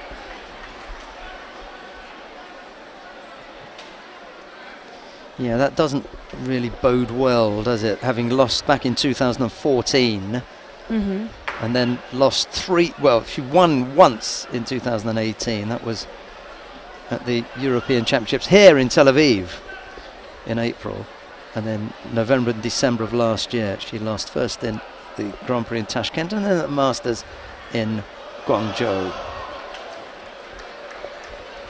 And here you can see that Kinzerska didn't have a quick reaction. She was trying to go for the Shimewaza anyway, but it was a big stop. And then you see with the some of the specialists, they are already under there, like within a second.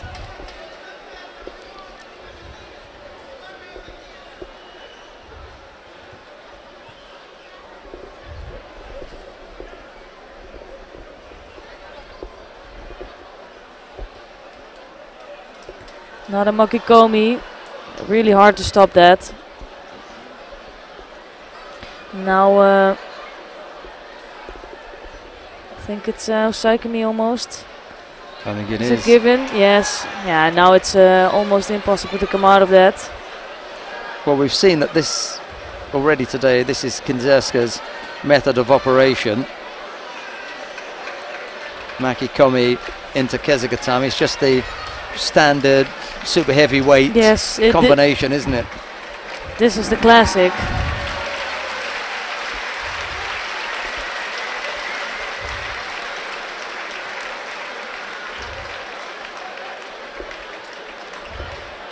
Well, she hasn't.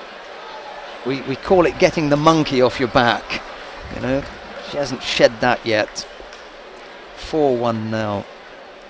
Kalanina, and that hurt. You can see. Yeah, she really doesn't like that. No. And losing 3 times in a row just really hurts. And sometimes you feel like you're getting closer to beating someone, and then this happens, and you feel like you're far off again. Yeah, I feel sorry for her coach, the Ukrainian coach, because whatever he has tried, she just hasn't been able to do it. You know, Kalanina gets some results here or there, but she's never been able to fulfill the potential, that physique that she has. I mean, that is the Teddy Riner of women's judo. Yes. But she has, her core strength is not good yet enough. Yeah. And the movement, everything, you know, it's just, it's not there. Not there. And we talk about someone like Loriana Kuka, how long will it take for her to move from where she is to the next stage and the stage after that? She's the same, she really has it in there. You feel that she's got that, whereas with Kalanina, I don't see it happening.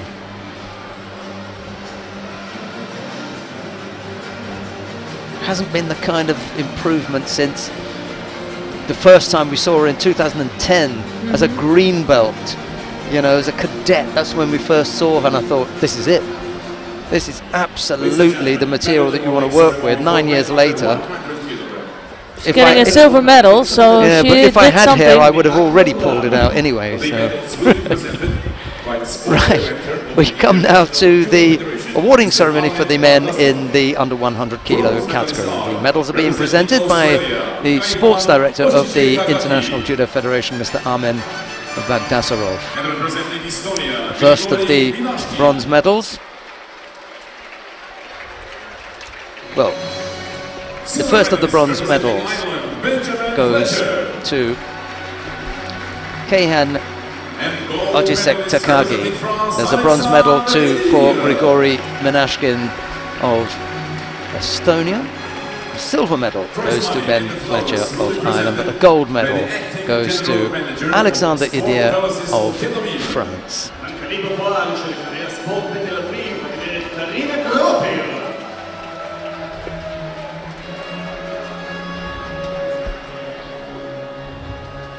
Sorry if I was a bit harsh on Kalanina, but the expectations are so great for her.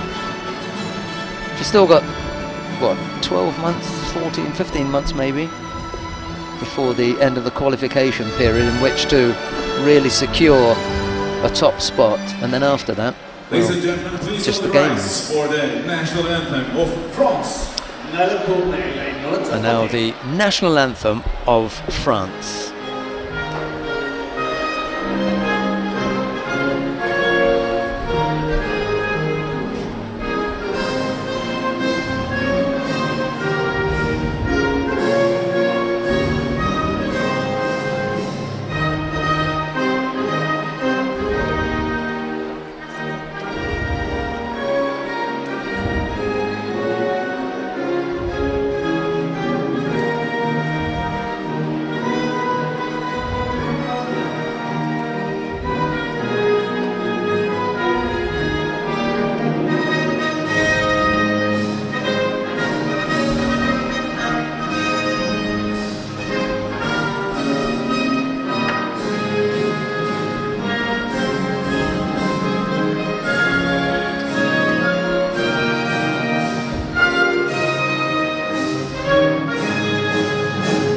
Thank you very much.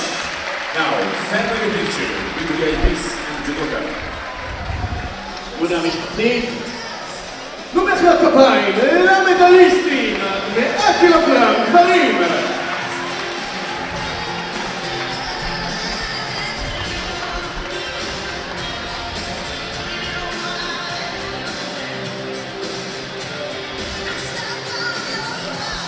Menashkin and Ojisek Takagi were the bronze medalists.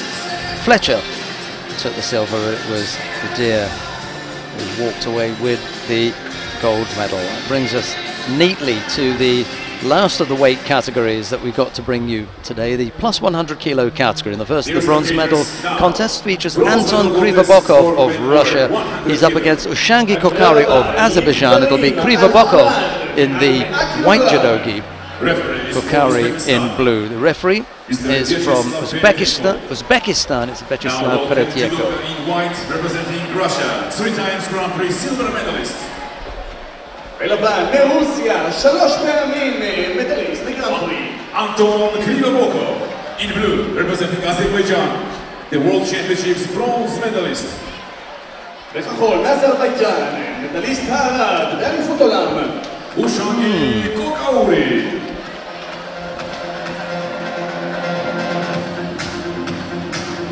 So for me, Kokouri's been on form the last year, since his medal at the World Championships. Yeah, he just did him out of a medal there. Never mind, we won't go into that. It's the first thing that I thought of. Right, okay, we're underway. And he did look good. I mean, he came up on that day against a man that was on fire. And again, the big man, Maki Komi, over he goes. It's the second time that he's done it today. Sorry, pal. It's all done and dusted.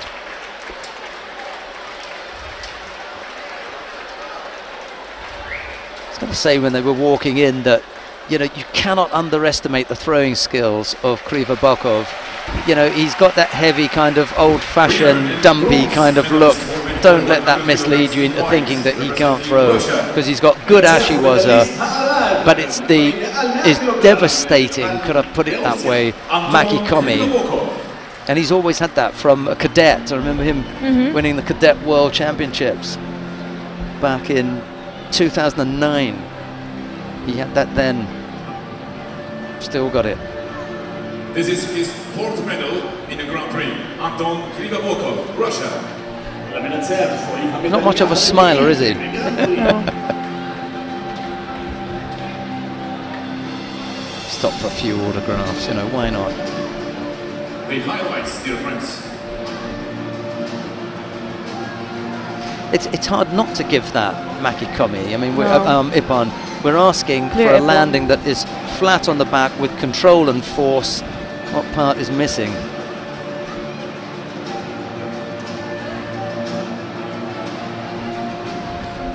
You know? 20 seconds he needed. Yeah, Vyacheslav Peretyako's job was done, over and done with quickly. He's sitting 10 meters away from us now. Job done. Thanks very much. That was easy Yeah. for him. Yeah, yeah. Here's a better look. When you see AZE disappear, then you know that he's on his back. There it goes. Yeah, not the prettiest, but it never is with that kind of technique, is it? Valentin Patiliani, I think, executes a nice Maki Komi. Cho Guam, maybe. The second of the bronze medal contests features Alexander Vachaviak of Belarus. He's up against Bekmurod Oltiboyev of Uzbekistan. It'll be Vachaviak in the white judogi, Oltiboyev in blue. The referee in the middle is Roland Poiga of Now, Austria. welcome judoka in white, representing Belarus. Blue representing Belarus, Alexander Vachaviak. In blue, representing Uzbekistan, Bekmurod Oltiboyev.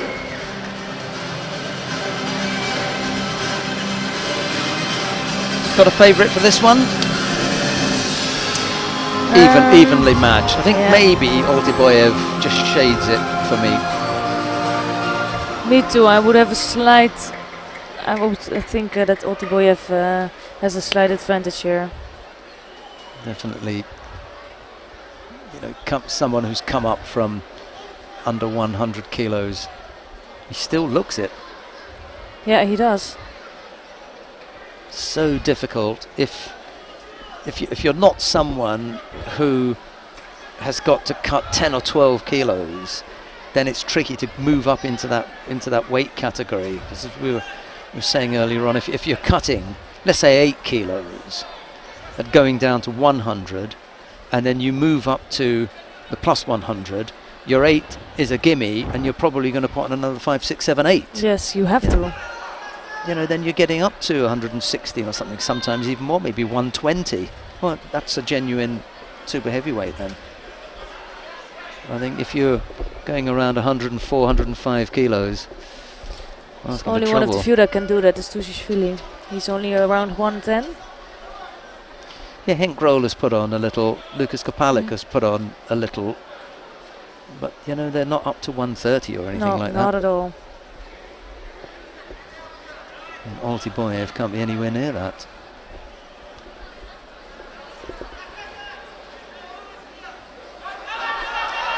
Nice effort Yeah, there.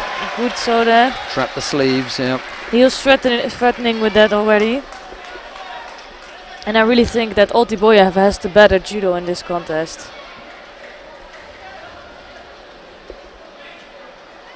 Nice, first right-sided, then left-sided. Really nice setup for that. First one was a little bit too much from a standing position, so no preparation, but the second one was really good.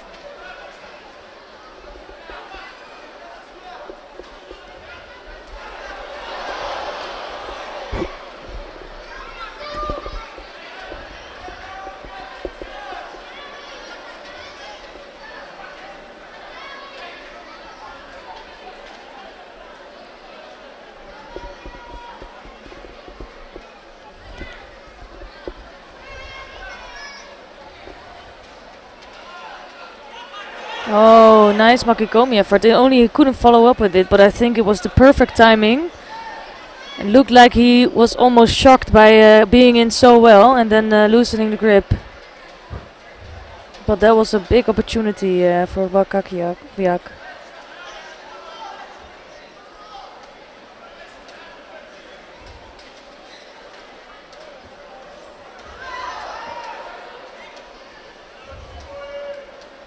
I feel like he's getting a little bit more confident here.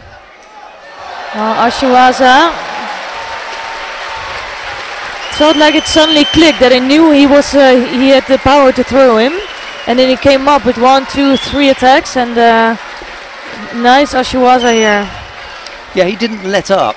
You know, when the first one failed, the second one failed, he just kept going. Yeah, and it's a good result for Belarus here in this tournament. And by that time, Altiboyev was upset, off balance. Yep.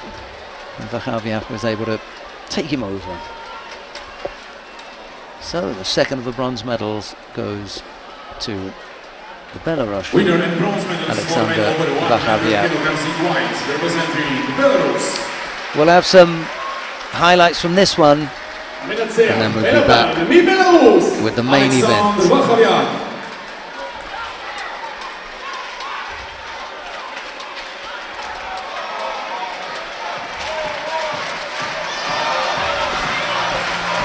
Crowd's already on their feet.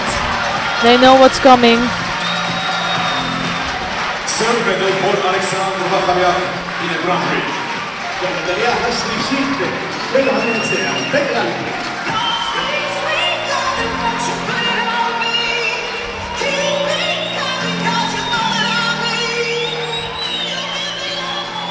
Dear friends, you can see the highlights.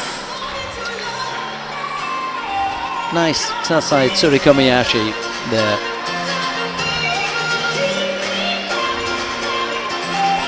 It ends actually with it looking like Sasai. There it is.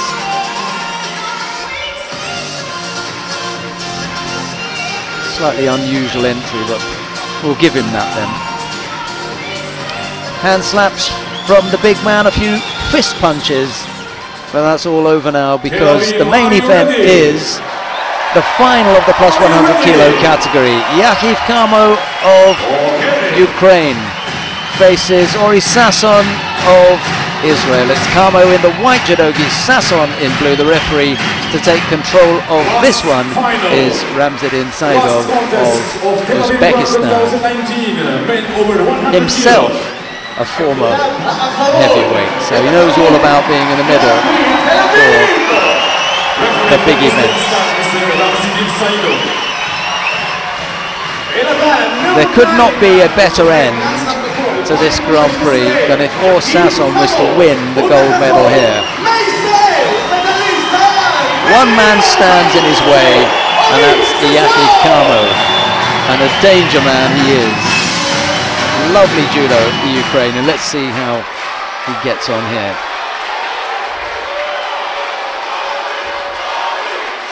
Sasson has thrown beautifully today, both with Morata Seonagi and a Kojigaki.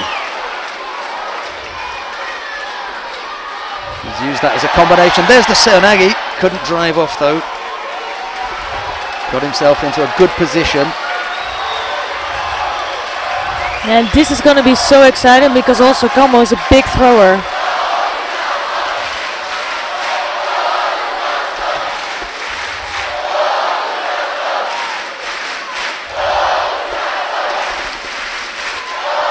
And this time a Seonagi attempt from Kamo. You can also see that he's really explosive, quick on his feet.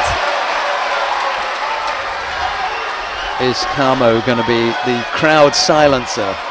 Or is Sasson going to be the absolute hero?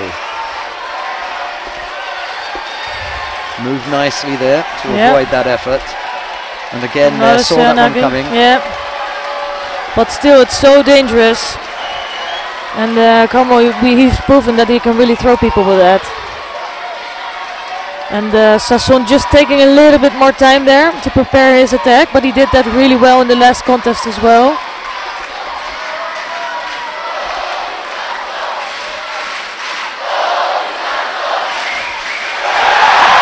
Nice movement there, great switch, change of direction.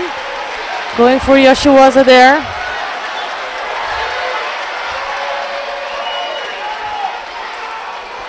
And you can see here that he's really sharp and focused, as is Kamo.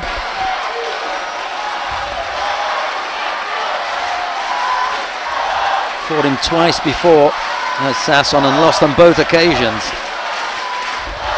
That was 3 years ago. So Seoinage attempt. nice effort. So he is warned. But as you said, it's a while ago. It's back to 2015. I'm just wondering whether when they fought in 2015, yeah, he was already up there, wasn't he?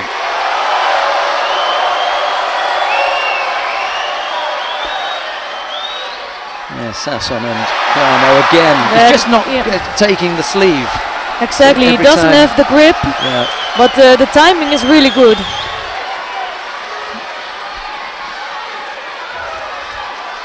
He has to watch out a little bit by not going too fast, because he can burn himself a little bit before the end of the time.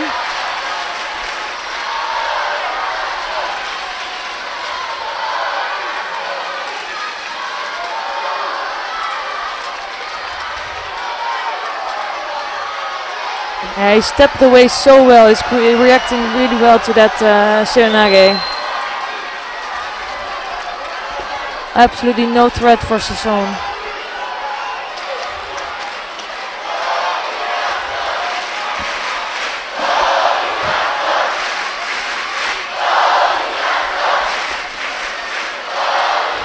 Well, you can tell that they're both tired. Yeah, but it was a... Sorry. No, go on. It was a really good effort though, but he was losing the grip quite quickly. And when Carmo comes up with that effort, you know that it's like, I'm too tired for anything else. I'm going to try something spectacular here.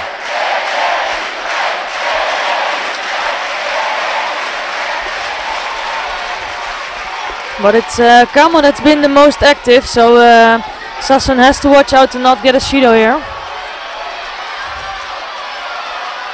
And he will get that if nothing happens really soon. Yeah, after that burst of Seoinage efforts from Sasson, he's been a little bit quiet. A little stab at Koji there. You'll need more than that. Yeah, that's the thing. It's not a big attempt. That was dangerous. I know what he was thinking. Tried to go to the back, but the reaction this time from Carmo was really strong. If we're just leaving them to get on with it. 20 odd seconds left to go. Penalty free, both of them. It's been a good contest. It's been really good, especially if you think about it, that it's the over 100 kilogram category, when sometimes it's ending on Shidos. But this time, although no score yet. That wasn't the best effort from Carmo. For me, that's a clear, I want to get out of this position. I'm stuck in the corner. I'm just going to throw this, and then he picks up a penalty. No harm done yet. It's only the first penalty in this contest. But it's been so full with action. Yeah, they're just getting straight on with it. Not even the tidying up of gi. Just straight on.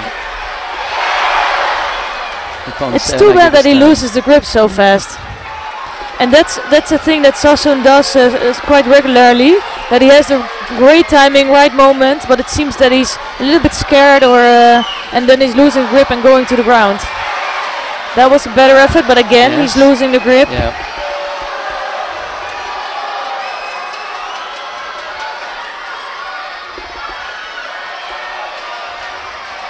Could go to the feet here. Yeah. But you see that Carmo's looking quite tired. Yeah. Just want to keep him safe. Yeah. And make sure that you don't, let him settle and feel that there's nothing else except the Seoinage.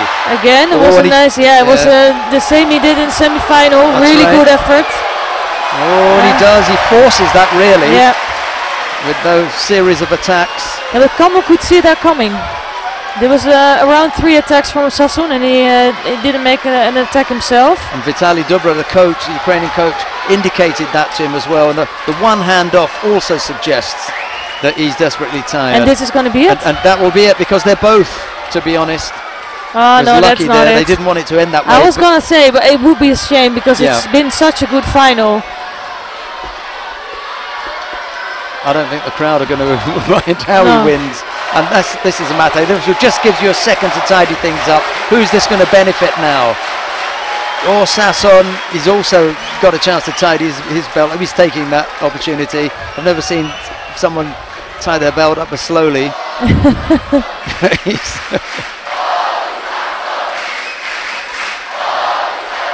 Yeah, this must give Sasson so much energy. If you hear the whole crowd cheering for your name, that doesn't happen so often. One more big Sernagi effort. Yeah. He hasn't got his hands in the right position yet. Now he has for the hip technique. Couldn't come up with the feet. But it's Kamo that is in big trouble here. He's just tired, not and he's not coming in for an attack. So if Sasson keeps up with it, he's giving him that shape there for the Ippon Sernagi. It's Marotti Sernagi that he likes to attack with, but if the arm's up and open, get underneath for that as well. Yeah, exactly. Ooh, you've seen better attacks than that. But to be fair, there's nothing coming from Kamo. Absolutely, there's no power to react to the opportunity that was there on the ground. And Kamo's actually lucky to not get a third Shido here, or he might get it. They don't want to end it on a Shido, do they? They really don't. No, they don't. Because I think there's something in there, and also Kamo, although he didn't do something for the last minute, he can still come up with something good. What a little push would have done it. But for me, this is going to be it. They're asking for it now. Yeah. Not going to get it yet. But Kamo is quite lucky here because, to be honest, the last 1.5 minutes, no attack from Kamo. One more big effort here and that is reasonable effort because Kamo had to defend it. Not the best effort. Yeah, it did threaten him, and I think that will be it. The crowd knows. Great. Well, before we celebrate too early, let's get the decision over and done with. Yeah, that I would do because now he's kind of relaxing, soaking up the moment. Now he can. Oh. No, Jimmy, let's have some more. This crowd will go mental if he loses now. Yeah, exactly. But he has to watch out to not make a silly mistake now because he's really eager. He almost fell. He could feel the win. And I don't understand. Kamo is just beat up. He needs one big attack, does Sasson. Oh, and that was almost a dive. Yeah.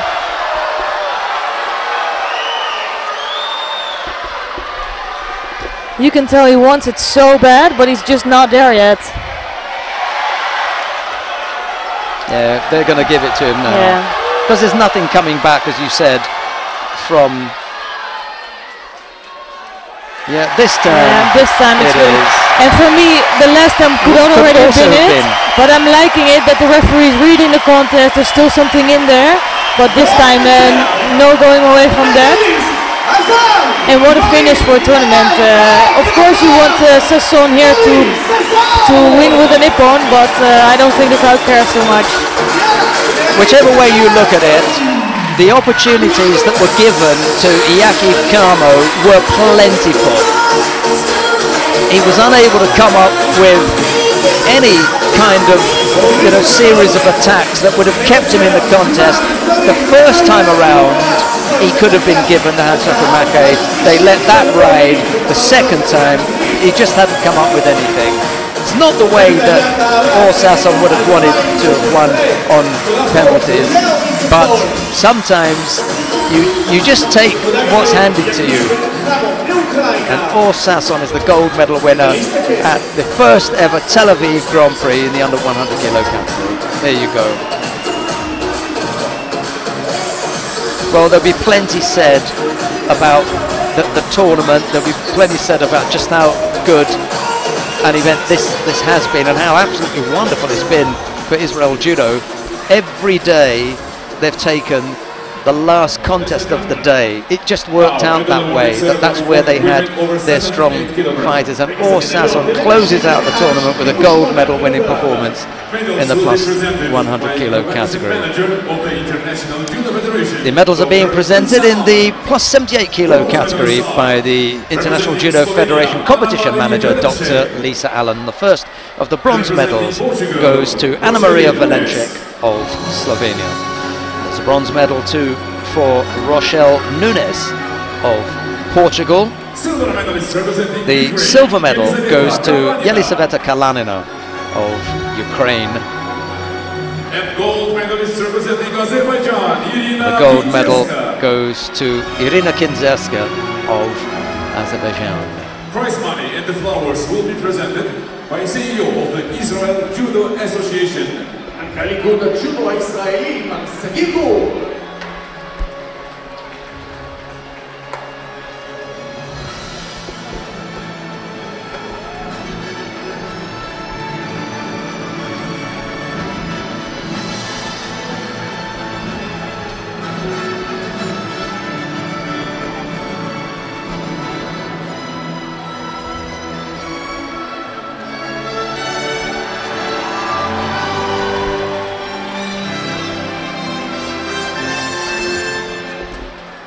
Ladies and gentlemen, please all rise for the national anthem of Azerbaijan.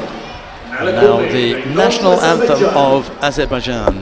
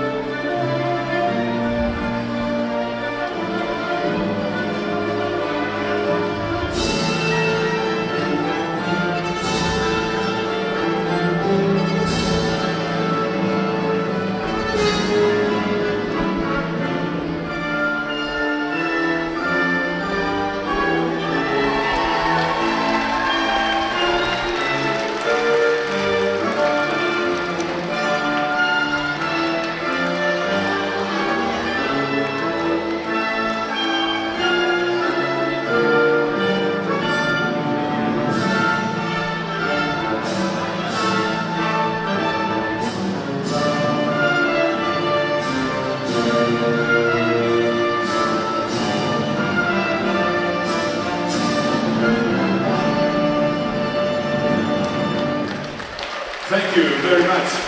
Now, family picture with VIP St. Judo Tel. תמונה משפחתית. ומחיאות כפיים למדליסטיות! That's the winning quartet with the VIPs there, the CEO of Israeli Judo, Sagi Gur, alongside the competition manager for the International Judo Federation, Dr. Lisa Allen. They're the four medalists. Valenchek and Nunes were the bronze medal winners. Kalanina took the silver. She's got enough to smile and have a word with Kinzerska as well, so it can't be that bad, can it? Just 4-1.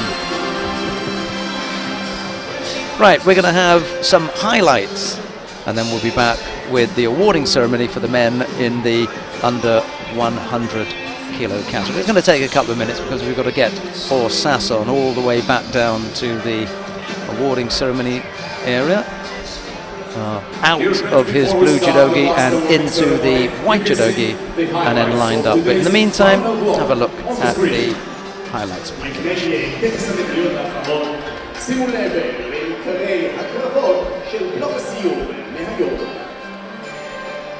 I think it's been such a good day, especially if you look at the heavyweight. Sometimes you see some there's some slower fights, some shidos, but it has been so good with really explosive moves, great ippons.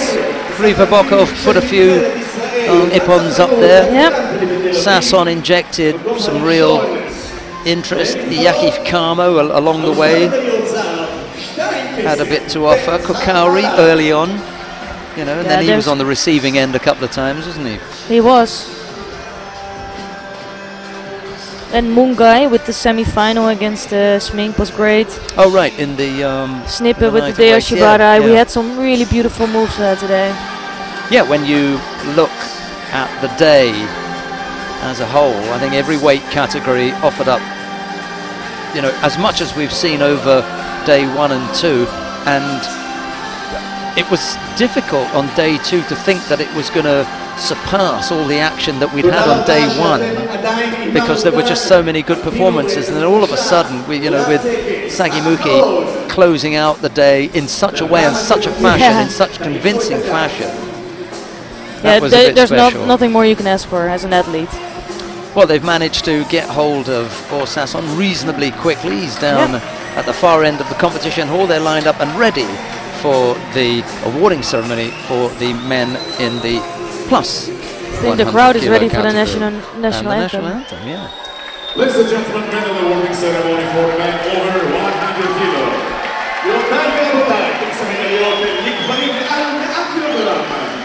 And the medals are going to be presented by the president of the Israel Judo Association, Mr. Moshe Ponti. The first of the bronze medals goes to Alexander Vachaviak of Belarus. There's a bronze medal too for Anton Krivobokov. I don't know what Krivobokov said to him, but he's got a big smile on his face anyway. Krivobokov is not known as much of a joker. Maybe he is. But perhaps he is, and he's having another word with him, so they're obviously quite having a good time. The silver medal goes to Yaki Kamo of Israel. Sorry, of Ukraine. But it is Orsasson of Israel. It's so nice to see Moshe Ponti here speaking to his his team. I'm probably so proud of the performance of his team. Yeah, I think if any of the Israeli team had the harder job to do, it was Orsasson, because he wasn't in the kind of form that Timna Nelson Levy or even Shira Rishoni, you know, they weren't really big surprises. Sagimuki was no surprise, he was the #1 seed, but they still all had to get out there and get it done. The hardest job really being the last one. The last one, and the one who was not on the best of form. If you look at his form, it wasn't the greatest, and yet he had to come out and close the tournament out. But if you... I like to think that I can write a few stories about judo, but if somebody had asked me to write that story, I would never have written this story, because no one would have believed it. No. Everybody was hoping for it in Israel. And now the national anthem of Israel.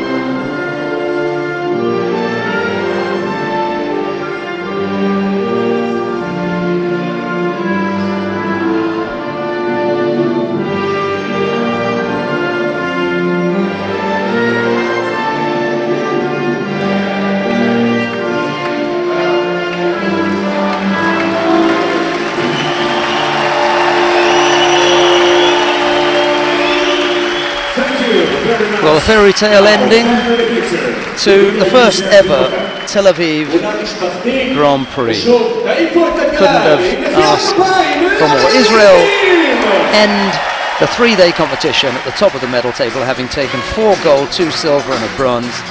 There were 2 gold medals, 3 silvers and a bronze for Italy, and then there were 2 gold medals for France. Kosovo, Azerbaijan, Belarus, Slovenia, Belgium and Sweden were the other gold medal winners. Join us again with more judo when we bring you the Paris Grand Slam in a couple of weeks' time. But from all the broadcast team here, Esther Stam and myself in Tel Aviv, it's bye-bye for now.